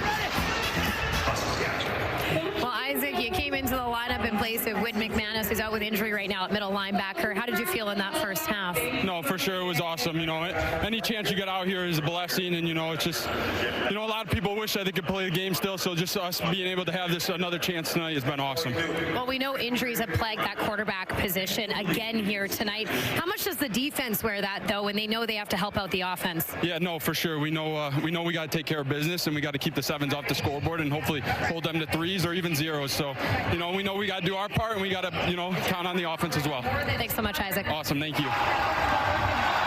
Now, defense doing their part would be big. They'll need something offensively as well from Ryan Dinwiddie's squad. They will have the ball to start. The Riders elected to take the wind at their back in the fourth quarter, and it is gusty here tonight. It is breezy here at Mosaic. Yeah, the wind conditions certainly a factor in terms of not just the play we're seeing on the field, but also obviously coaching decisions. High kick. Grant takes it at the 30. Finds a little bit of space, but steps out of bounds before he gets to the 50. And we will get a look at Jared Daggy here in the second half. Here's what he did in the first half. Yeah, ups and downs. Jake Herslow, the favorite target, was able to find Dejon Brissett a couple of times there as well. But I think the big story of the first half for Daggy, a couple of big hits late in that second quarter. And he left the field on both occasions, so you got to believe that from a safety point of view, he's on a very short leash here. 8 of 11, 76 yards for Daggy. Team down 8 as we start the third quarter.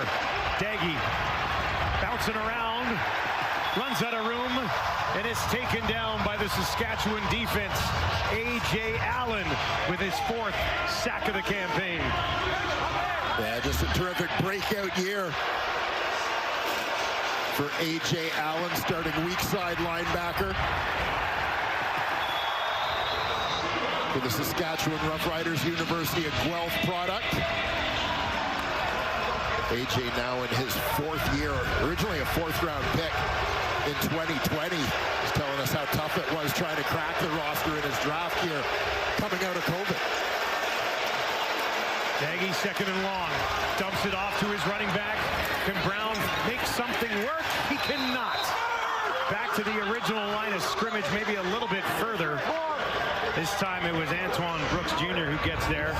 And a 4th 2-and-out game for Toronto. And Brooks looking to make the most of his opportunity in this starting lineup. We've talked a little bit about the injuries in the secondary for the Riders, and that shuffle has led to C.J. Rivas moving from the nickel or Sam linebacker spot back to safety. Brooks getting an opportunity now to play that nickel position. Haggerty forced into duty early here in half. Hangs one way up there. Alford waits, takes it at the 10, a 53-yard kick. Trying to find some room. He will not. Runs all the way across the field for a return of about 2 yards. Trevor Harris, first half, 215 yards, had this touchdown drive early on the big play to Emelis. Yeah, got things started quickly, hit Sam Emelis on the crosser for 50-plus yards, and then Joe Robustelli for the touchdown. Pushing it down the field and getting all of his receivers involved. That's one of the things I think stood out about the opening 30 minutes of this ball game from a Saskatchewan point of view. 7 different players with a reception from Harris. One of them, Keyshawn Johnson, has officially been ruled out tonight for the Riders. So no Dante Myers coming into this game. Saskatchewan is challenging the previous play for no yards. And play now to be reviewed. Keyshawn Johnson will not come back. And we're going to take a look at this challenge for no yards. Yeah, it was close. Jonathan Edward, the first man down the field for the Toronto Argonauts, was trying to slow up, but I know the reaction of the Rider faithful here. You see Edward leading the coverage down, and he tries to kind of slow up, but he's definitely within 5. So you sort of see The receiver catching the ball right on the 10-yard line, Alford. Crowd here did not like that. That wasn't called. No, round of boos. Yeah, they waited to see if Alford was going to be able to break the return, and when he didn't, they began lobbying for the penalty. You know, and I know there's obviously sort of lateral distance on the field there that is, you know, it's a 5-yard radius, not just sort of 5 yards north-south. I think he was inside the radius, though, wasn't he? I would think so.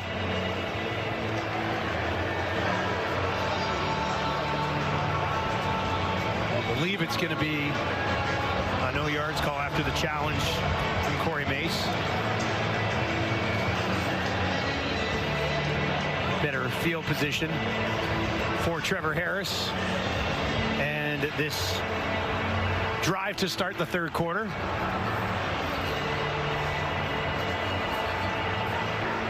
All right, here we go. We're going to get the call right now. After review by the replay center, we have no yards. Toronto, number 41. It's 15-yard penalty. First down, Saskatchewan.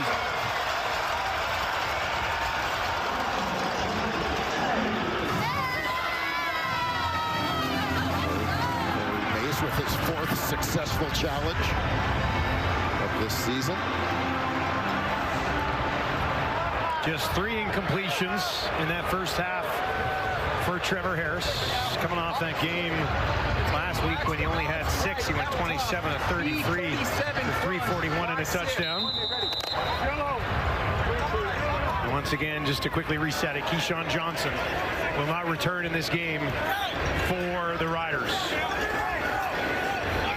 A.J. Ouellette just 6 carries in the first half. They'll give him the ball here to start this one. And does it pop out? The Argos are saying they're on this. And the officials are going to have to sort through. Looks like they've already ruled it a second down. A.J. Ouellette hanging on for dear life at the bottom of the pile. Aaron Casey arguing and trying to yank it away on top. Pretty good wrestling match going on down there.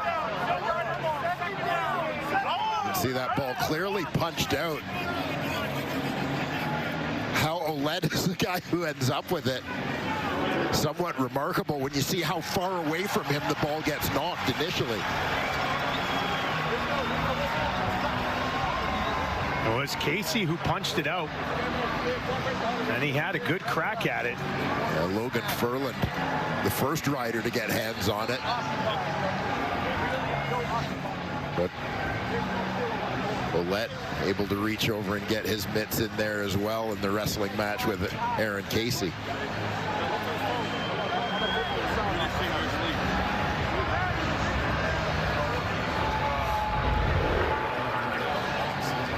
Casey has had a nice season. 5 sacks, tackle for a loss as well, and now a fumble recovery. We have a fumble recovered by Toronto. First down, Toronto. Replay center takes a look at it, says it was Casey who had it first. And a turnover on the fumble from A.J. Ouellette. Casey forces the fumble, recovers the fumble.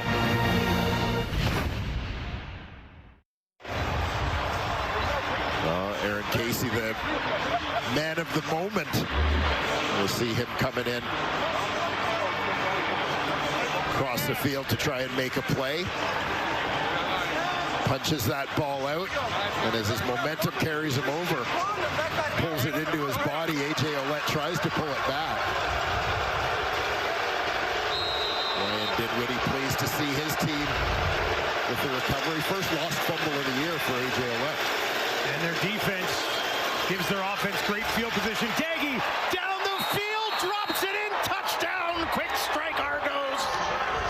Puts it in the hands of Brissett for a 30-yard strike.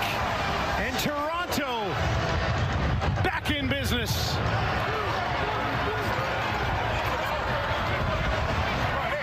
Well, that sudden change going for the big strike. You get a great view of it here. Daggy will step up in that pocket, right down the pipe. Dejon Brissett's 3rd touchdown of the season. for 2 to try to tie this game at 15 aside. Brissett in the slot to the left of Daggy. Looks in that direction. Throws in that direction. No, broken up. Benny Sapp got a hand on it. And the Riders will remain on top.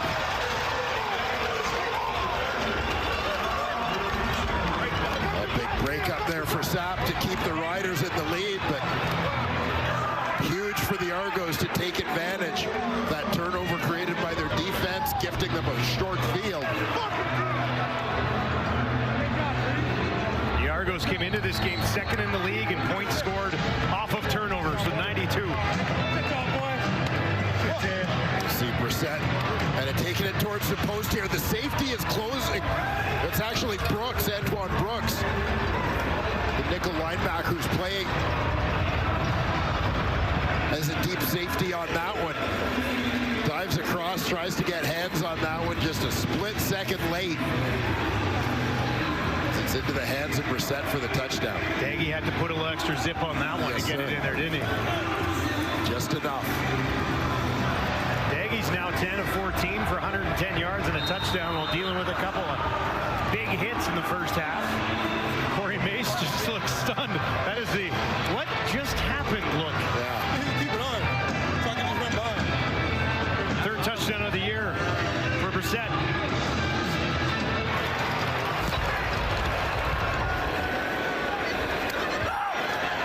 Alford takes it just inside the 10. Finds the 30 and steps out of harm's way just inside the 40. Well, it's been a great season for Brissett. Fourth among Canadians in receiving yards. Two of these guys with 1,000. Yeah, we talk all the time about the development at the skill positions by Canadian players. You know, Justin McInnes, originally a first-round pick of these Saskatchewan Roughriders. Nice first group, man. Had his breakout in BC. Trevor Harris starts on his own 38. Right back to A.J. Ouellette. Finds a hole. Spins ahead. First down. And that's how you get a little bit of redemption after the fumble. A 15-yard first down scamper. Oh, it's actually Bertrand Houdon who's in the game. Yeah, spelling A.J. Burnett.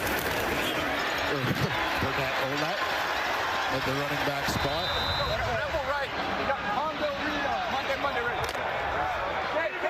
Third-year Canadian out of Delaware State. It's his second longest run of the season for Bertrand Houdon.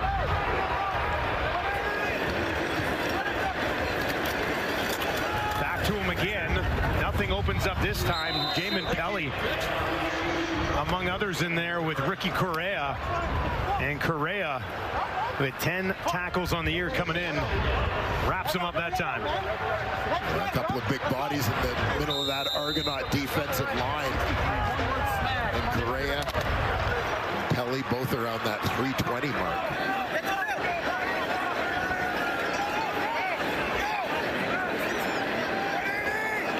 Second and 9, just shy of midfield for Harris.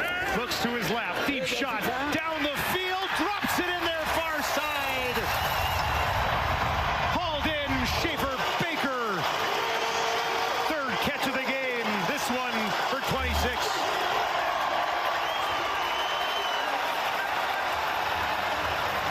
Schaefer Baker working towards that corner. Pretty good coverage on the play for Tavares McFadden. You see as the ball probably against the wind comes back towards the line of scrimmage a bit. And now another good carry for Houdon. What a response drive here from the Riders. 10 more for the backup running back. Yeah, we saw Bertrand Houdon early in the season filling in for A.J. Ouellette. Productive performances, but he spent a little bit of time on the injured list. A valuable guy to have. Just inside the red zone. Schaefer Baker again. This time they'll contain him, and he'll take it down inside the 15. Well, we saw that board of the leading Canadian receivers in the league, and it's amazing when you think about some of the names that maybe have been in and out of lineups and so on this season that could easily be on that list, but it speaks to the depth of talent among Canadian receivers in the league in this particular era. You know, you mentioned guys like Schaefer Baker and Sam Emelis in this ball game. Keandre Smith, along with the Philpott twins, were part of that 2022 draft class with Emelis. Harris towards the end zone, got it! Touchdown Riders! Tommy Neal versus his former club has his 5th major of the year.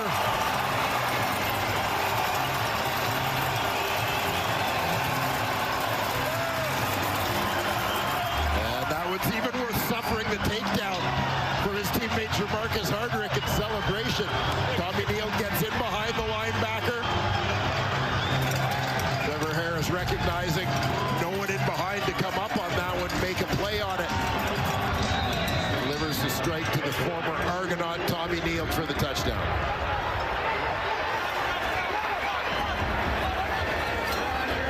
They will look for 2 more here.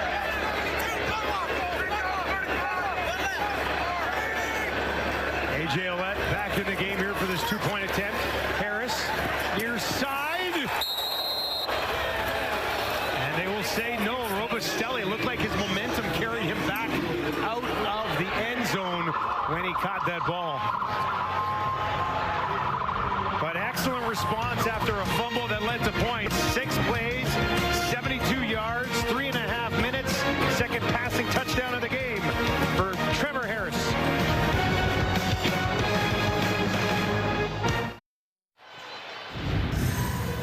Well, Dustin, you mentioned big response for the Saskatchewan Roughriders after the Argos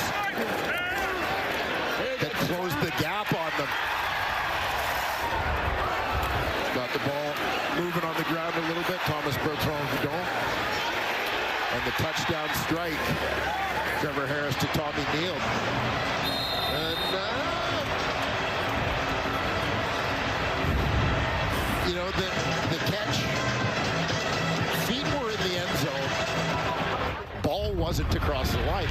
It never got across. I don't think the ball ever got across the line. I think that's what the ruling was there. Here's Grant. A little bit of friendly fire, stays on his feet. There's a flag that flies about 20 yards. And he'll take it back to the 45.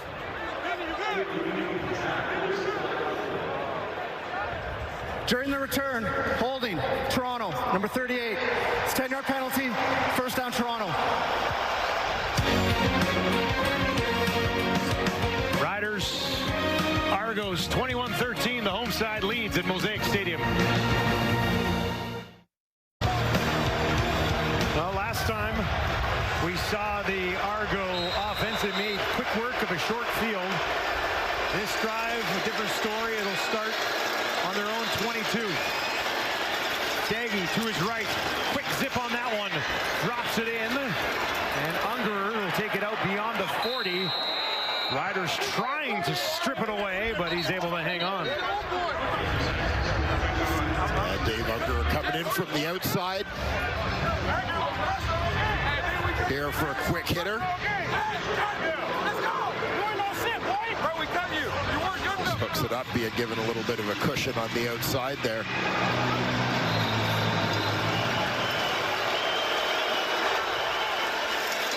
Nice battle against that crowd of Riders for extra yards. 22 yards to Ungerer. They'll work from their own 44. Daggy again on the run to his right. This time he has Polk wide open. Down inside the 50 to the 45 before they track him down from behind. And 21 more, so a couple of quick ones from Daggy, and the Argos are in business. Yeah, just off play action there, holds the backers in the box so they can't widen to take away that route to Polk. Again, a nice job after the catch, high percentage, short pass. Take a little pressure off the quarterback. But the playmakers make plays. 39 yards on 2 catches for Mackay Polk. Daggy looks to his left. There's a flag as he throws. Hurstville went down to a knee to get it. Bounced back up and then was thrown back to the turf. But penalties as this ball was snapped.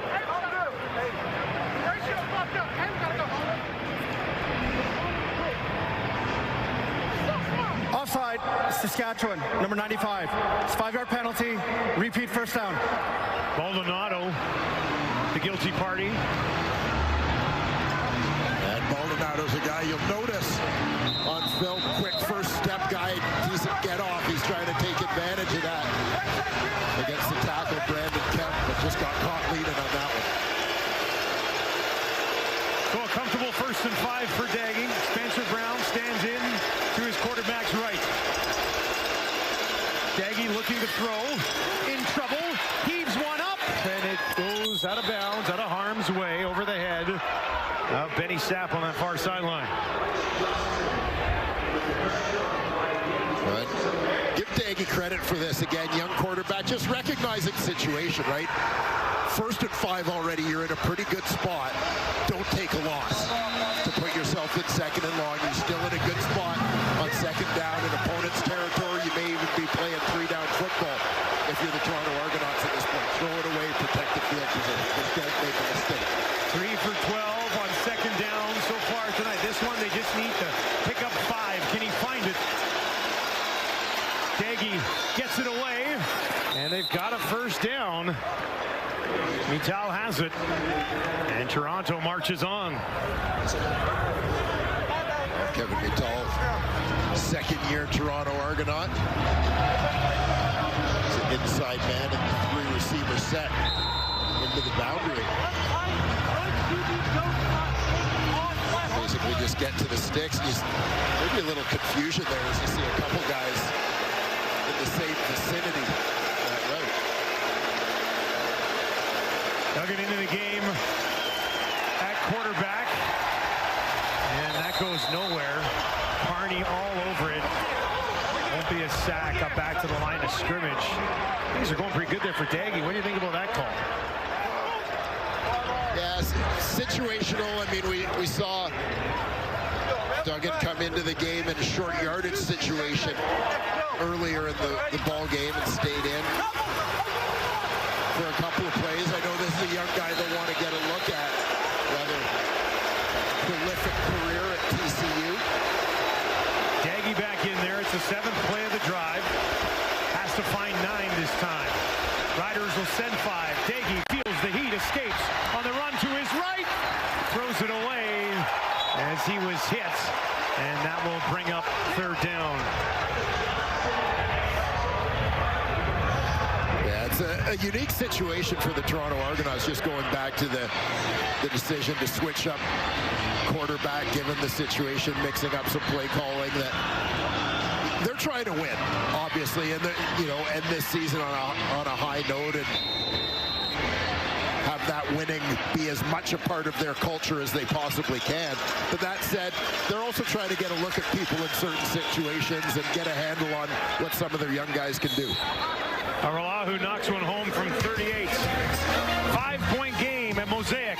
Friday Night Football on TSN.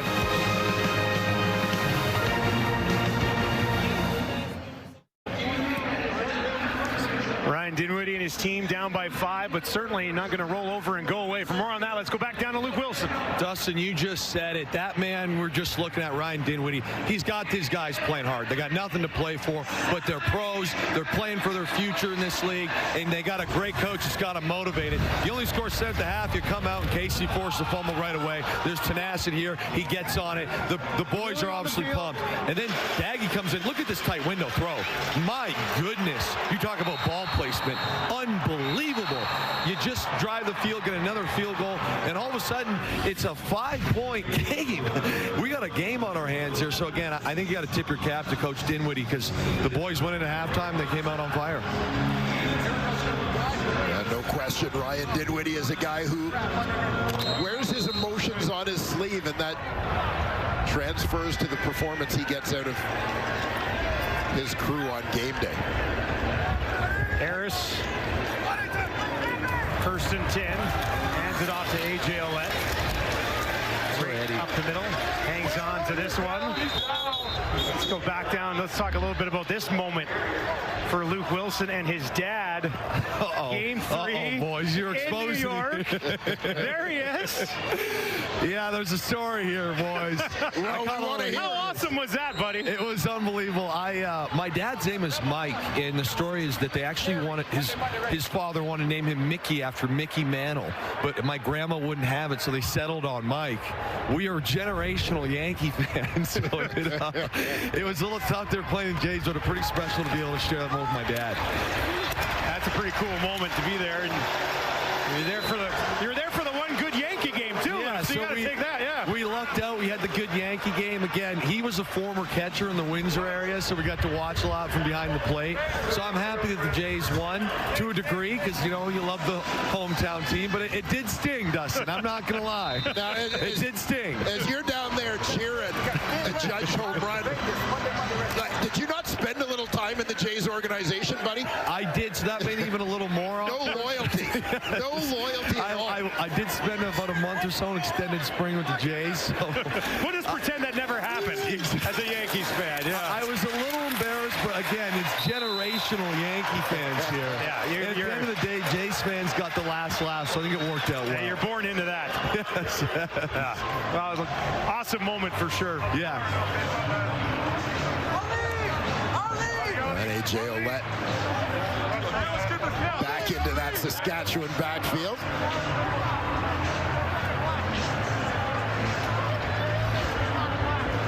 Make no mistake, I'd be shocked if he drops another ball. I mean, that one was punched out. It was a nice play by Casey. Yeah, no, it absolutely was. For all the workload that A.J. Ouellette has carried this year, only his second fumble of the year, first lost fumble. As sure-handed as you'll find. And now this will be pushed ahead by Jack Cohn. Talk about the workload for A.J. Ouellette. How about this? 222 carries coming into this game. That is the most by a Riders running back since Corey Sheets back in 2013. That's how important A.J. Ouellette has been. Sheets that year had 287.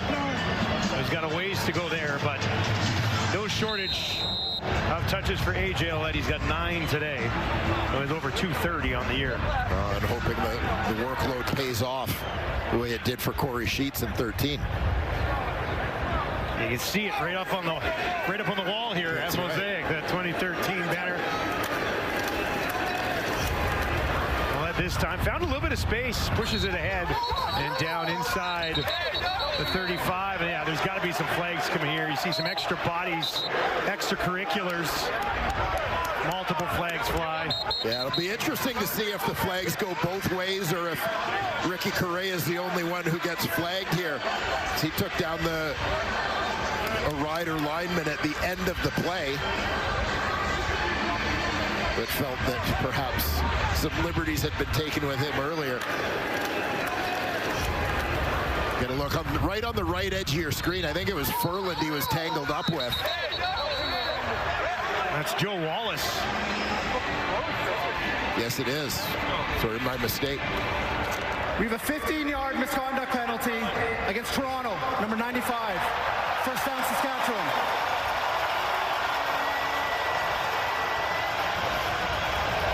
Wallace, one of the new faces here for Toronto. Got a Sam Houston. Spent some time in the UFL in 2025. Has put the Riders back in the red zone.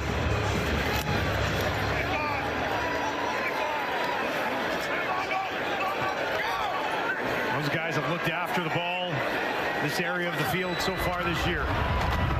It's Ouellette this time. Takes it down inside the 15 as the Riders march towards more points. We talked a few minutes ago just about the emotion that the Toronto Argonauts are playing with and how important that is. It's such a fine line, right? When you look at the play by Wallace a minute ago, penalties such a limiting factor for the Toronto Argonauts in the first half of this ball game, and now helping out a Saskatchewan Roughriders team that doesn't need any help. 2nd and 6 for Harris. the Toronto 14. 3 options to his short side left, looks in that direction, throws a low ball. Receiver tried to get down to it, right at around the 5. It's Tommy Neal, and they're going to say he has it.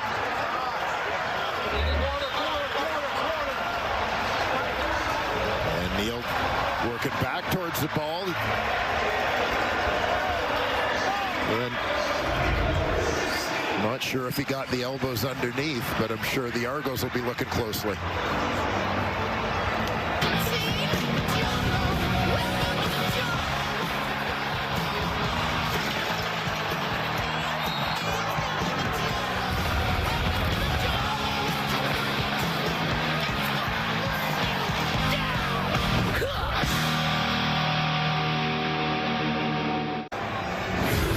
Fourth quarter coming up at Mosaic, and it is the Riders with a tight 5-point cushion here against the Argos. Time of possession pretty much split right now. Toronto's hanging around. Yeah, they sure are. They've done a pretty good job taking advantage of the opportunities they were given. The problem is that they're giving too many opportunities back. Yeah. And that, you know, I mean, they could be in a much different position in this football game. Well, and the Riders just a few yards away.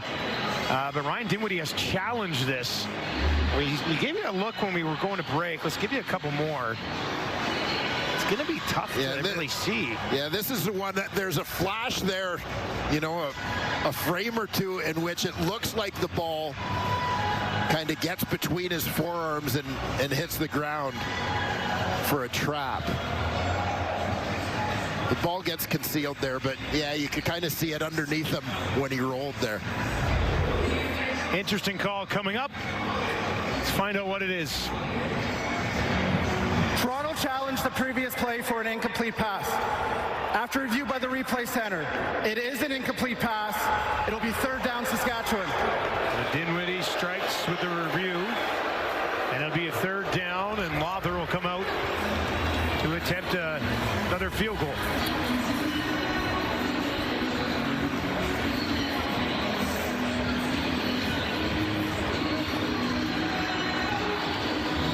Looking to keep his perfect night going in the field goal category. He's hit 3 so far tonight, deeper than this one. Wind will be at his back here too. This one's just from 22 yards. And he makes no mistake, 4 for 4 on the night for Brett Lawther. Let's send it back down to Britt Dort. Well, guys, we know there's been a ton of chatter about Brett Lawther this year and his kicking percentage. Now, last week he didn't play. He's been injured. He has been dealing with a leg injury. Lawther did say, I'm not using that as an excuse, so this season. They did put Campbell Farron. Things did not go very well. This week, they also signed another kicker. They let all 3 of them kick at practice this week. Now, Corey Mace ultimately decided to put Lawther back in the lineup. He said, I feel like I gave our team the best chance with the lineup this week with who I picked. I'm going to evaluate week to week. Now, as somebody who's absolutely battling the wind with her hair down here, I will say, kickers tonight, good for them for making what they're making out there. Yeah, I barely even noticed it, Britt. Your hair looked great. Pretty epic turtleneck you're rolling, though. There's Vital on the far side. Her neck right now. It's like, help me, help me. It's so warm down there. Fourth quarter underway.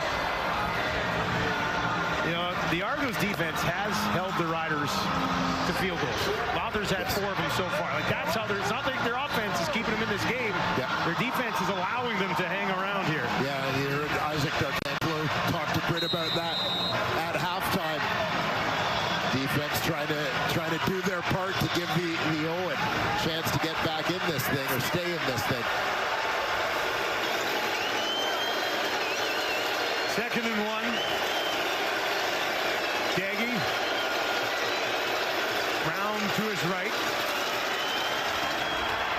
Daggy kept it, now throws it, finds Brown anyway at midfield. A.J. Allen with the tackle. But Daggy and Brown will move the chains. Yeah, I wasn't sure he wanted to go that way with it earlier as Brown slips out to the left, but under siege a little bit in that pocket.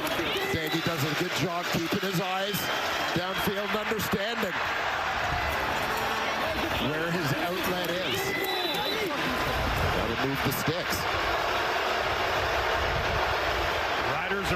this season when they lead after 3 quarters, 10-0. Daggy, pump fake, didn't like what he saw. Then he finds Ungerer on the far sideline, and another first down for Toronto. Again, nice execution, high percentage. And Daggy not trying to do too much. It's the protection he needs here. Sees Ungerer alone along that sideline. Marcus Sales was creeping in a little bit towards the slot. Third catch of the game for Ungerer. He's got 42 yards. First and 10 from the 40. Daggy lays it out to Polk. Allen will wrap him up. Thurman there to help. Third catch of the game for Polk. Yeah, Polk coming back to the football on that one. Get away from the defender.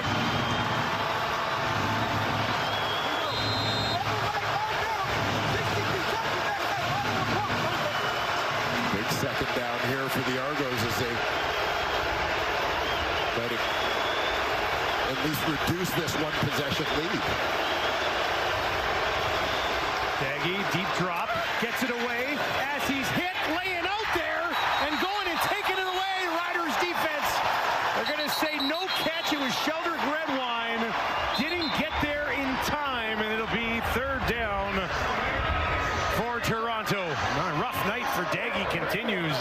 Looks like he took a pretty good blow after the throw. Yeah, and you'll see just a couple defenders closing. He can't step into the throw. The pressure obviously contributing to the inaccuracy. You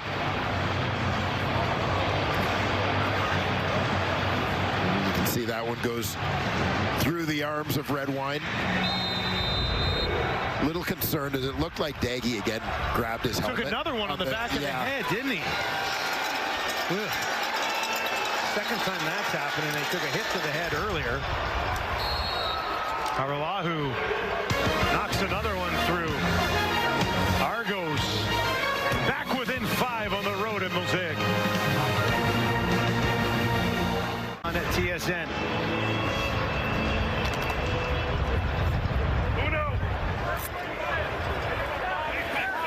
Argos defense forced a fumble earlier. And they create another turnover here against Trevor Harris. Harris throwing.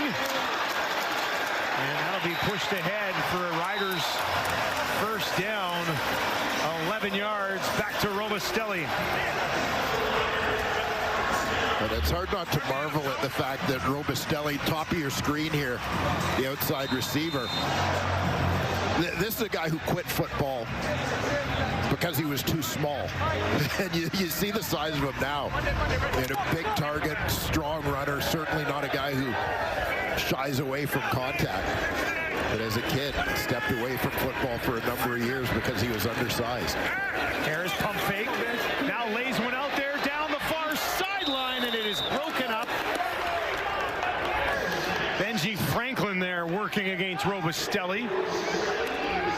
Comes away with the knockdown. Robustelli, outside receiver, to get him off the line so he can use that waggle, hit it running on the corner a little bit. Benji Franklin doesn't overcommit on that inside stutter step, keeping himself in good position to make a play on the ball. He played that well, didn't he? Well, he did. That's Benji Franklin's first knockdown of the season, I believe. Number of interceptions, 4 picks on the year. That's his first knockdown. Harris under pressure. He's in trouble, and he's going to be taken down. First sack of the ball game for the Argos defense. Arcangelo causing all types of problems for Harris, and this isn't a good sign. Harris is very slow to get up. And Arcangelo, you see the middle linebacker right up at the line of scrimmage. Initially looping to the outside. Just doing a good job staying with it, keeping his eyes on the quarterback. Actually making the play. Looked like Trevor Harris sort of got kicked in the stomach as At the end of that play, as he was still laying on the ground, Argo player was getting up. Got a piece of him. Mirko drops this in near side. Unger on the return. And he's forced out of bounds just inside the 35. Well, families across the country will be feasting Thanksgiving weekend, and we're going to take a look at some of the running backs who feasted more than anyone. Top CFL rushing games of all time. Yeah, Blaze Bryant, former teammate of mine in Winnipeg at 294. Fred Reed, another former Bomber. I think I worked that game. You did that game. The great George Reed at 268 yards. And Ron Stewart actually on Thanksgiving Day, Ottawa, Montreal, which will be Ottawa, Montreal this Thanksgiving. 4 huge games for those gentlemen. Here's the rest of WestJet Thanksgiving weekend. Calgary, Hamilton will get us started tomorrow.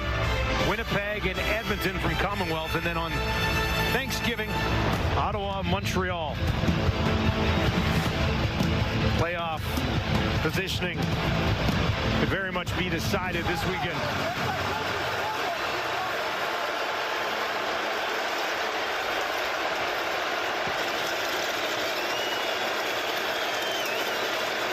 Second and 4 for Daggy. Flag at the secondary. He did not get this off in time, did he? Toronto, number 7. 5-yard penalty, and it remains second down. That'll fire a crowd up, won't it? It'll fire up a crowd. It's, you know, it's one of those things that you're, again, at risk of having happen. Relatively inexperienced quarterback at Daggy in his first year with the Argos after spending some time with Edmonton. But again, not the way you want to start off a drive, right? Creating longer down and distance situations that are necessary with penalties. The 2nd and 9 here, Daggy. Oh, he's looking way down the field, and that one incomplete. Marcus Sales tried to look at it over the shoulder, but could not get his hands on it. He's looking for Dorian Anderson. Yeah, Anderson, a rookie, 6'6" receiver. So you know what they're thinking here is take a shot at the jump ball down the rail. Marcus Sales just 5'9". Yeah. Trying to take advantage of maybe a height mismatch. Maybe some issues navigating that wind on the throw. That throw into a strong wind here at Mosaic this evening. So the 3rd and 9. Haggerty will have to kick it away. Drives it into the wind, and looks like it's swirling around a bit now. Alford takes it, 58-yard kick, returns it to the 35 before he runs out of room. And Saskatchewan with a lead in the ball. Try to put this one away when we return to Regina. Trevor Harris 11 yards away from another 300-yard game. That would be 3 in a row. And a couple of veteran quarterbacks in this league putting together nice seasons. Yeah, they certainly are. Age ain't nothing but a number for these guys. Both have their teams leading their respective divisions and both looking to try and clinch top spot. This drive will start on the Saskatchewan 35, and they'll start it on the ground. And that is pushed right up the middle, back to Bertrand Hudon here for Saskatchewan. Got a little bit of run earlier in the game. That's his 4th carry. Yeah, and I think when you're the Saskatchewan Roughriders, though, you're still looking to clinch top spot in your division. I think you have to have a little bit of an eye towards that load management for some of your key guys, AJ Oled included, as you move toward the playoffs. 6 yards, Bertrand Hudon. Toronto sends 5. There's flags. Harris takes off. Finds a man. It's Robustelli at midfield. Flags came out. Harris was still in the pocket. Offside, Saskatchewan, number 18. 5-yard penalty. Will repeat second down. Still Duncan Busby. The receiver a little early on his release. Fifth penalty of the game for the Riders. Argos have 10 for 113 yards. Here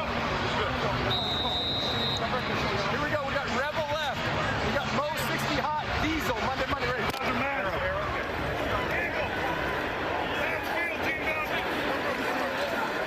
Second and 9 for Trevor. Argos bring a bunch of heat. Harris hangs in there. Now he's in trouble and he'll be taken down. Brandon Dozier gets there, his 5th sack of the season.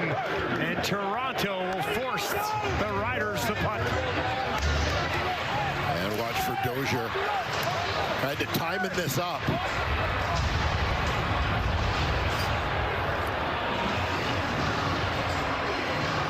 Just finds his path through unblocked to the quarterback, Trevor Harris. Argos managing the win. They get 2 returners back here. That's try to make sure they catch the ball in the air. Don't let Saskatchewan get any extra yardage on the punt that hits the ground and rolls. Ungerer and Grant awaiting the kick. Merkel hangs one up there in the direction of Janarian Grant. He'll take it just outside the 30. Grant contained for most of the night, and they'll contain him here again. Trevor Harris sacked twice tonight. Second one, Brandon Dozier. The Argos defense keeps his team in the ball game.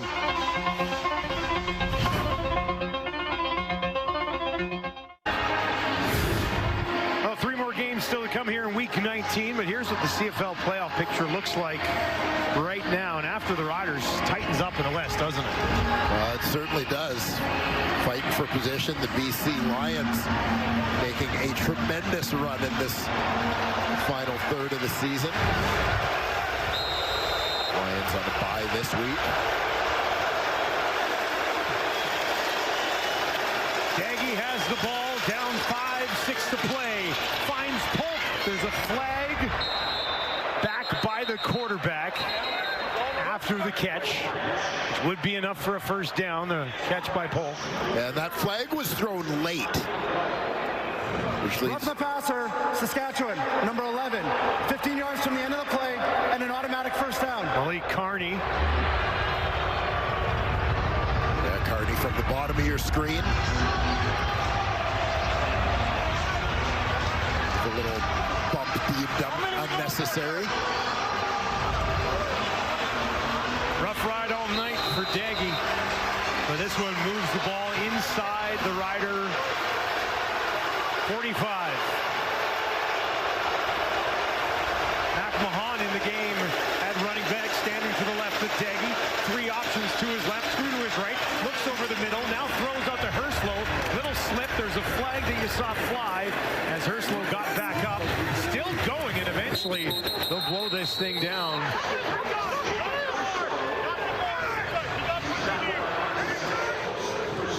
Heck of an effort there from Herslow. Just would not quit at the end of that play.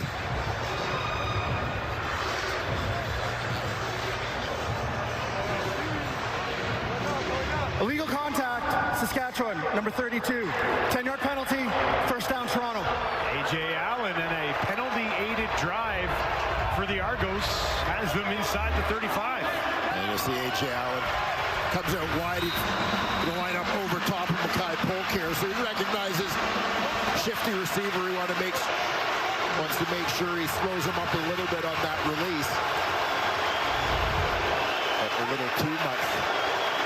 Essentially back-to-back flags here for the Saskatchewan Roughriders. Daggy gets it away. That's down to the 25. Vital's got it. Got about 8 on the play. Yeah, Vital started off lined up tight to the formation there. Releasing from that tight end spot. This is a little safety valve. Daggy finds him. Great second and very manageable here.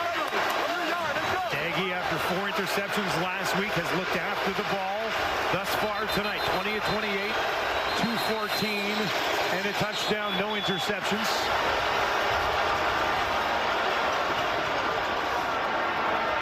Timeout, Toronto. And on a 2nd and 2, it'll be a timeout for the Argos. Yeah, with maybe a little bit of confusion in terms of personnel or not liking what they were seeing. They don't want to make a mistake with this opportunity in terms of field position. 5-point game.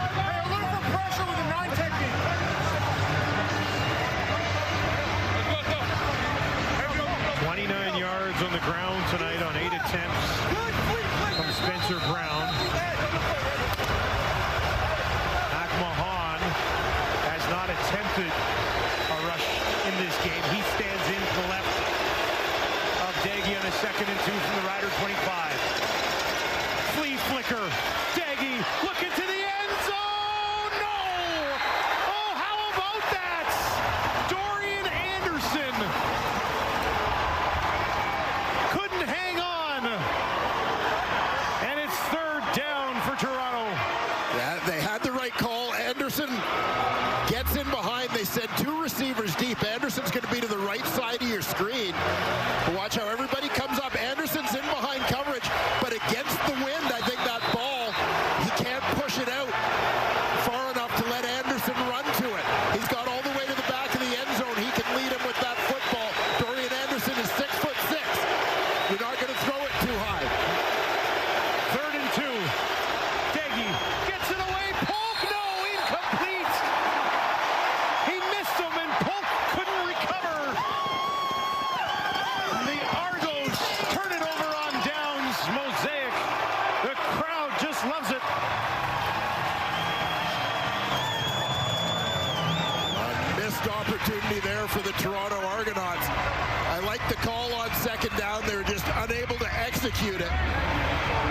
Mackay Polk, the number 2 receiver here, 2nd in from the sideline at the bottom of your screen. Let's go, Sam. Let's go. We got trips right up tight. Let me close. 49 Oscar pass. Wide. He had him. He's open. And with enough yardage, again, right call, just unable to execute at that time. Harris. Now he's going to look deep down the field. Hold in. Oh, are you kidding me, Emelis? That's filthy stuff. Harris. Emelis inside the 45. Well, go for the big play right after the turnover. Big change in momentum here. Emelis lined up out wide on this one.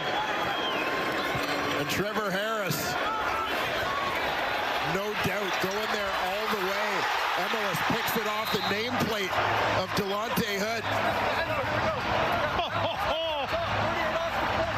Looked even better in slow-mo.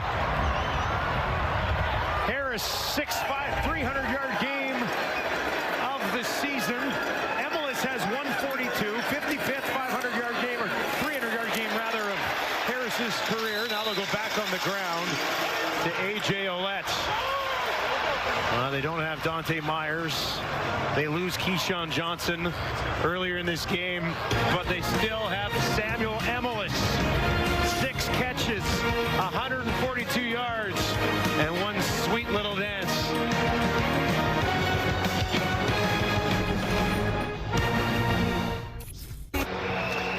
Well, that last catch by Emelis was so spectacular, we got to give you a couple more looks at it. Yeah, Sam Emelis is going down the sideline. Delonte Hood gets himself into position, but doesn't see that the ball is coming. He's got his back turned. Emelis just goes up, plucks it off his shoulder pads for a big gain. 2nd and 3. A.J. Ouellette, heavy contact. It'll be close, but probably just short. 3rd and 1. On the Toronto 32 with 2:46 on the clock. The Saskatchewan Roughriders, whose responses have come in rather timely fashion tonight whenever the Argos have closed on them. Big play there from Emelis right after the Argonauts missed an opportunity to take the lead in this ballgame. Tommy Stevens not able to play. Cone in to handle short yardage, 3rd and 1. Pushing it ahead. They tried to pull him back, but looks like he got it with the second effort there. We'll see where this spot is. They're going to take a closer look at it.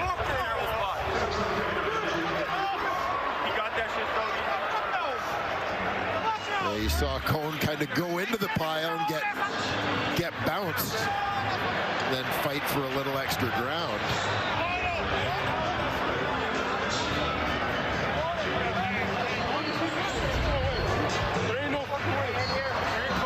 So it looks like he's just across that 31-yard line.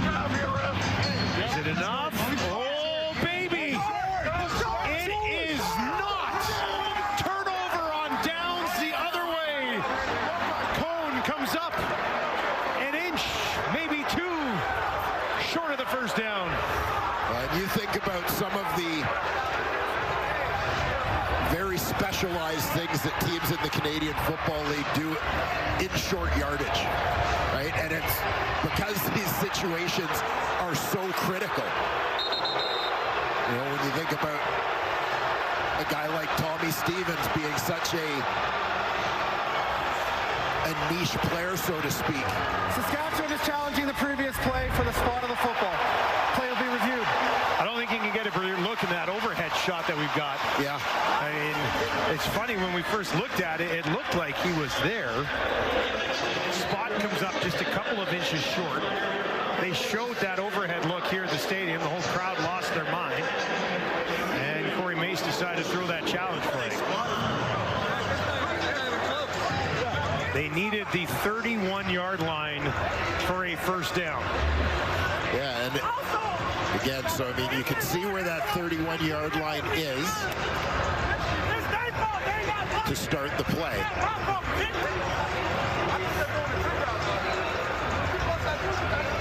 Cone gets to his right, hits a little bit of traffic there, and he's just short, but he's still up. You look at where the ball is when he's stopped. I mean, he is at the very least right at the edge of the 31-yard line. Let's see what we get here upon review.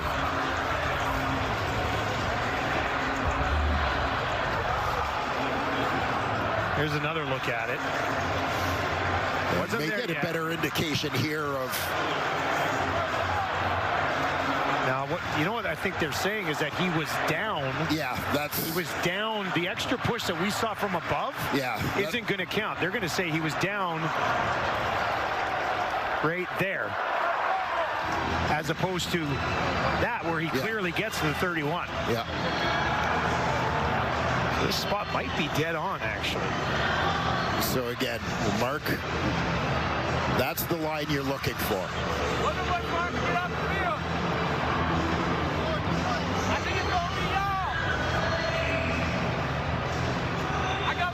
So he's just short of it.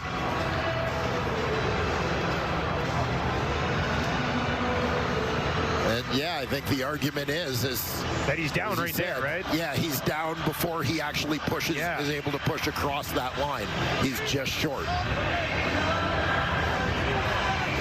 That's about as close as you can get.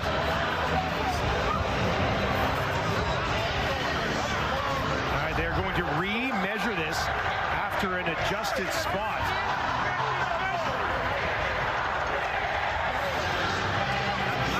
That ball is sitting smack dab on the 31 right now. After review by the replay center, the spot of the ball is moved. We will remeasure to see if it's a first down. If it's moved an inch, it'll probably be a first down. It was that close. Riders looking for first place in the West. After the challenge, will they get the first down? Yes! Saskatchewan finds a way.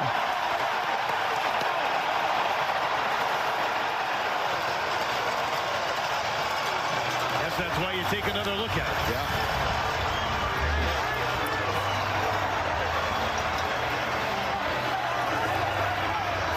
Tough break for Ryan Dinwiddie and the Toronto Argonauts, but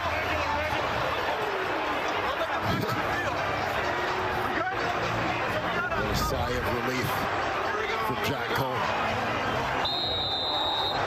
Here we go. We got trips left, left tight, W close. We got 30 flush, live band, Monday ready. First and 10 after all of that. The dust settles. Ball sitting right on the 31. Harris will take it. Hand it off to A.J. Ouellette. Bounces back. Bouncing off a few bodies. Takes it down inside the 25. 6 yards will put him smack dab at the 25. 6 hard yards for A.J. Ouellette. Violent run there for Ouellette.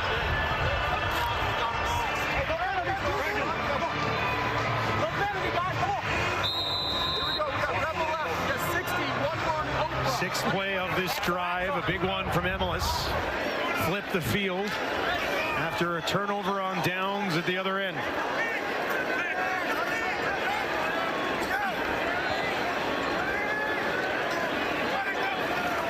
Harris looked to his left, throws to his right. That's another first down. Schaefer Baker moves the sticks, no measurement needed. Yeah, Schaefer Baker knows where the sticks are. He's just going to sit it down. Timeout, Toronto. All right, quick turn to the outside. He's not going to continue to the sideline into the defender. He knows he's in between those two guys. Just sits it down. A quick turn gets him the first down. Argos will use their final timeout. Obviously looking to preserve time, but critical obviously for the Toronto Argonauts. Ace left switch, W box. We got 30. You know, they can't give up more than a field goal here, but they also got to force Saskatchewan into that third down situation as quickly as possible. I'll give it to Ouellette up the middle. And he'll be stuffed at the 14. Helmet pops off again. Second time tonight that's happened. 93 seconds on the clock.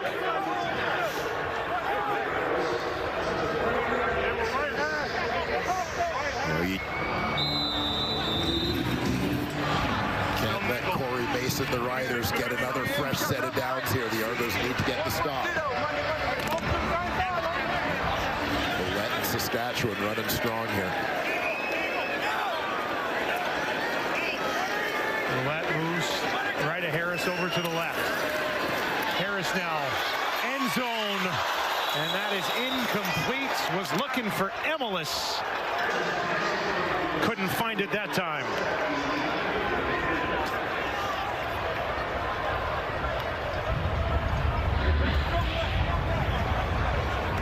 Emilus out of the slot on this one. He's going to bend it out in the end zone.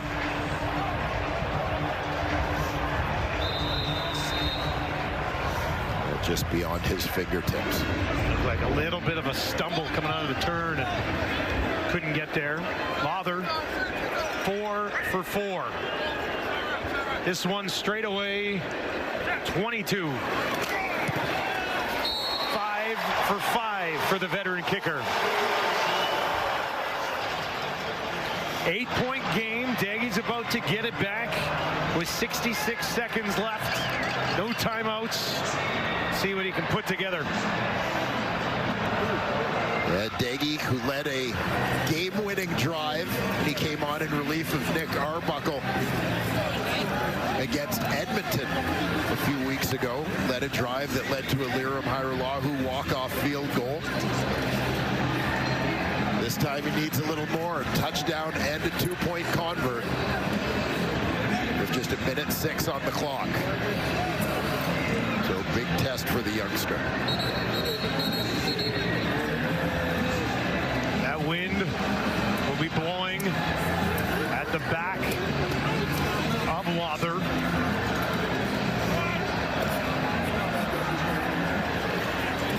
Be able to hammer this one pretty deep.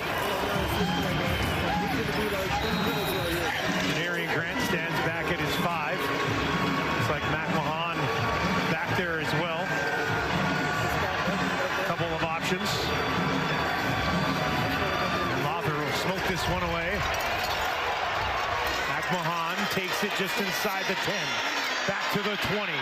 Finds the 30, 37 before he's taken down. And with 60 seconds on the clock, Daggy's got to go the distance. Yeah, Argos were no doubt hoping they might get a little bit more from the return. Take a little bit of the heat off Jarrett Daggy as you see his numbers on the evening.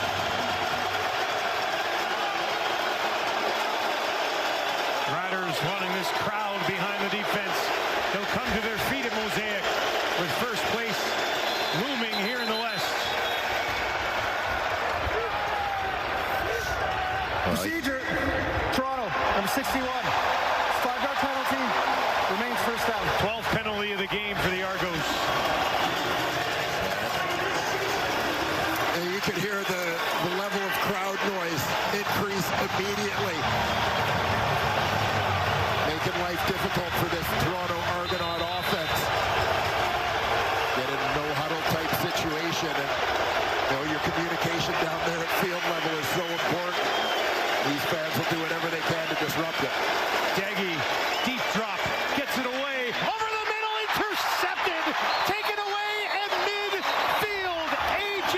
Allen has it, but there's a flag back by Daggy. Oh, is this roughing the passer again?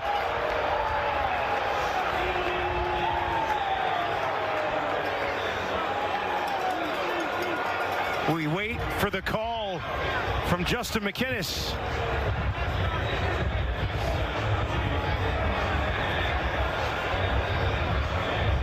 Replay center obviously in his ear. Yeah, Habakkuk Baldonado got a piece of. Interception. There's no flag on the previous play. Oh, baby. Saskatchewan. Here you'll see the hit that was debated. Well, shoulder to the chest, didn't lead with his helmet or anything, and the ball had just gone. Corey Mace loving it. Baldonado loving it. Everyone here at Mosaic loving that. A.J. Allen back-to-back weeks with an interception. His 3rd of the year. The final dagger tonight for the Argos. And that, not the last drive, but the second last drive is the one that's going to haunt the Toronto Argonauts.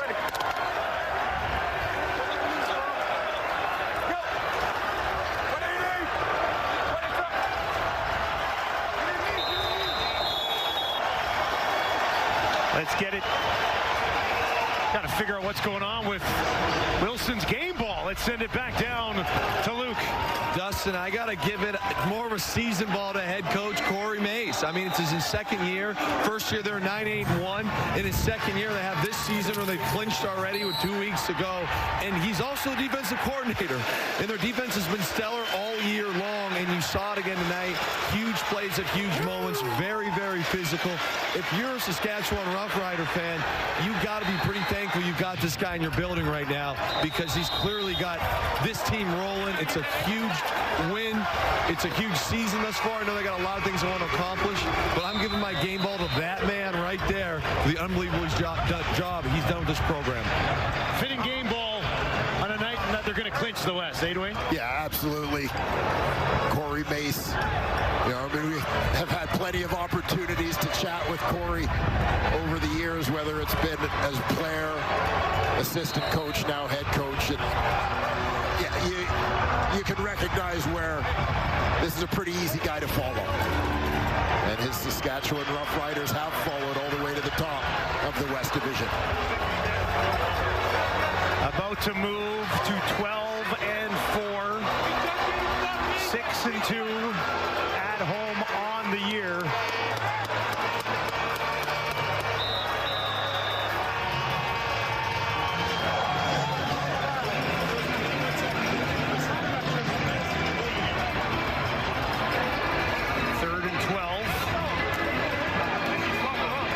Special teams unit.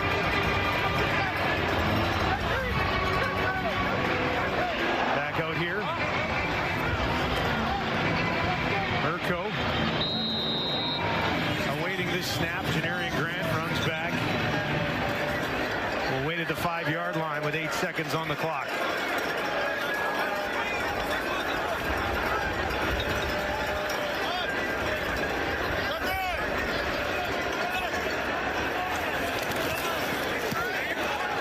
Kicks it away. Grant will take it. Can he find a way? Janarian Grant just inside the 10, and that'll do it. The road to the Grey Cup through the West will run through Regina.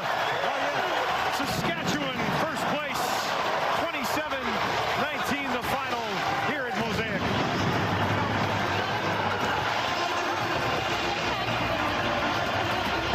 Trevor Harris, 340 yards, 2 touchdowns, chatting with Dinwiddie.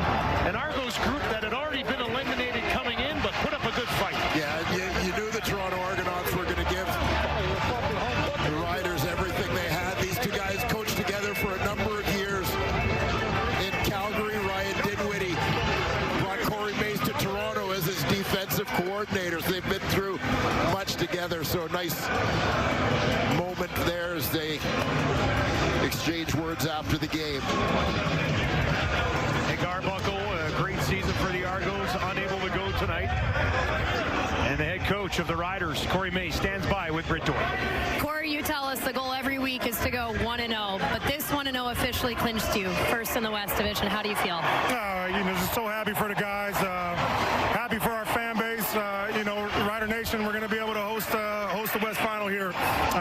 Expecting a packed house, and hopefully we give them something to cheer about. But just so proud of everybody in the organization, and these guys work hard for this. Well, I know it's just your second season as head coach. Somebody who's been an influence on you, I'm sure, Ryan Dinwiddie. What did he tell you in that moment? We just shared personal words of affection, man. I love that guy. A lot of reason I'm here today talking to you because of him. So nothing but love and respect there. And I just want to reflect on our guys, man. Just so proud of them. I have to ask, why did you avoid the Gatorade shower from your teammates here? Yeah, not for me. Not for me.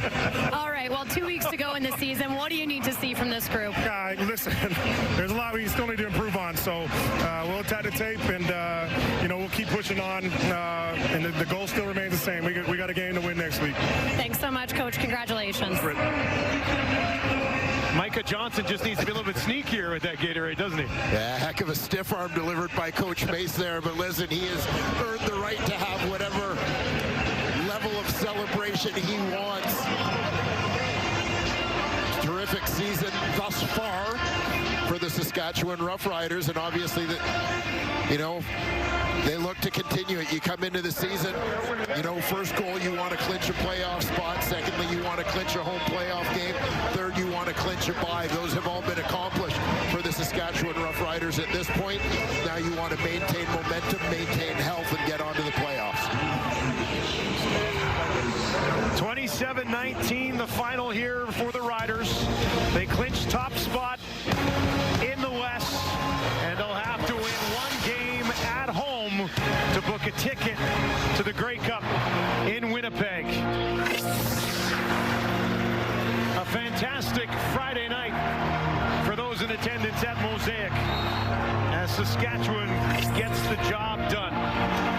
That'll do it for us here in Regina Sports Center. Mark Rowe, Glenn Sheeler is next.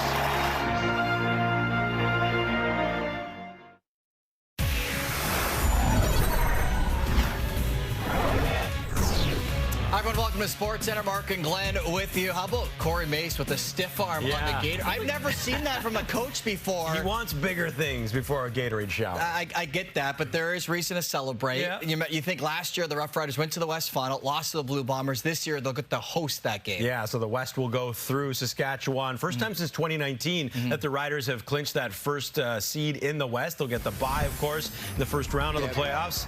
The Argos tonight looking to play spoiler.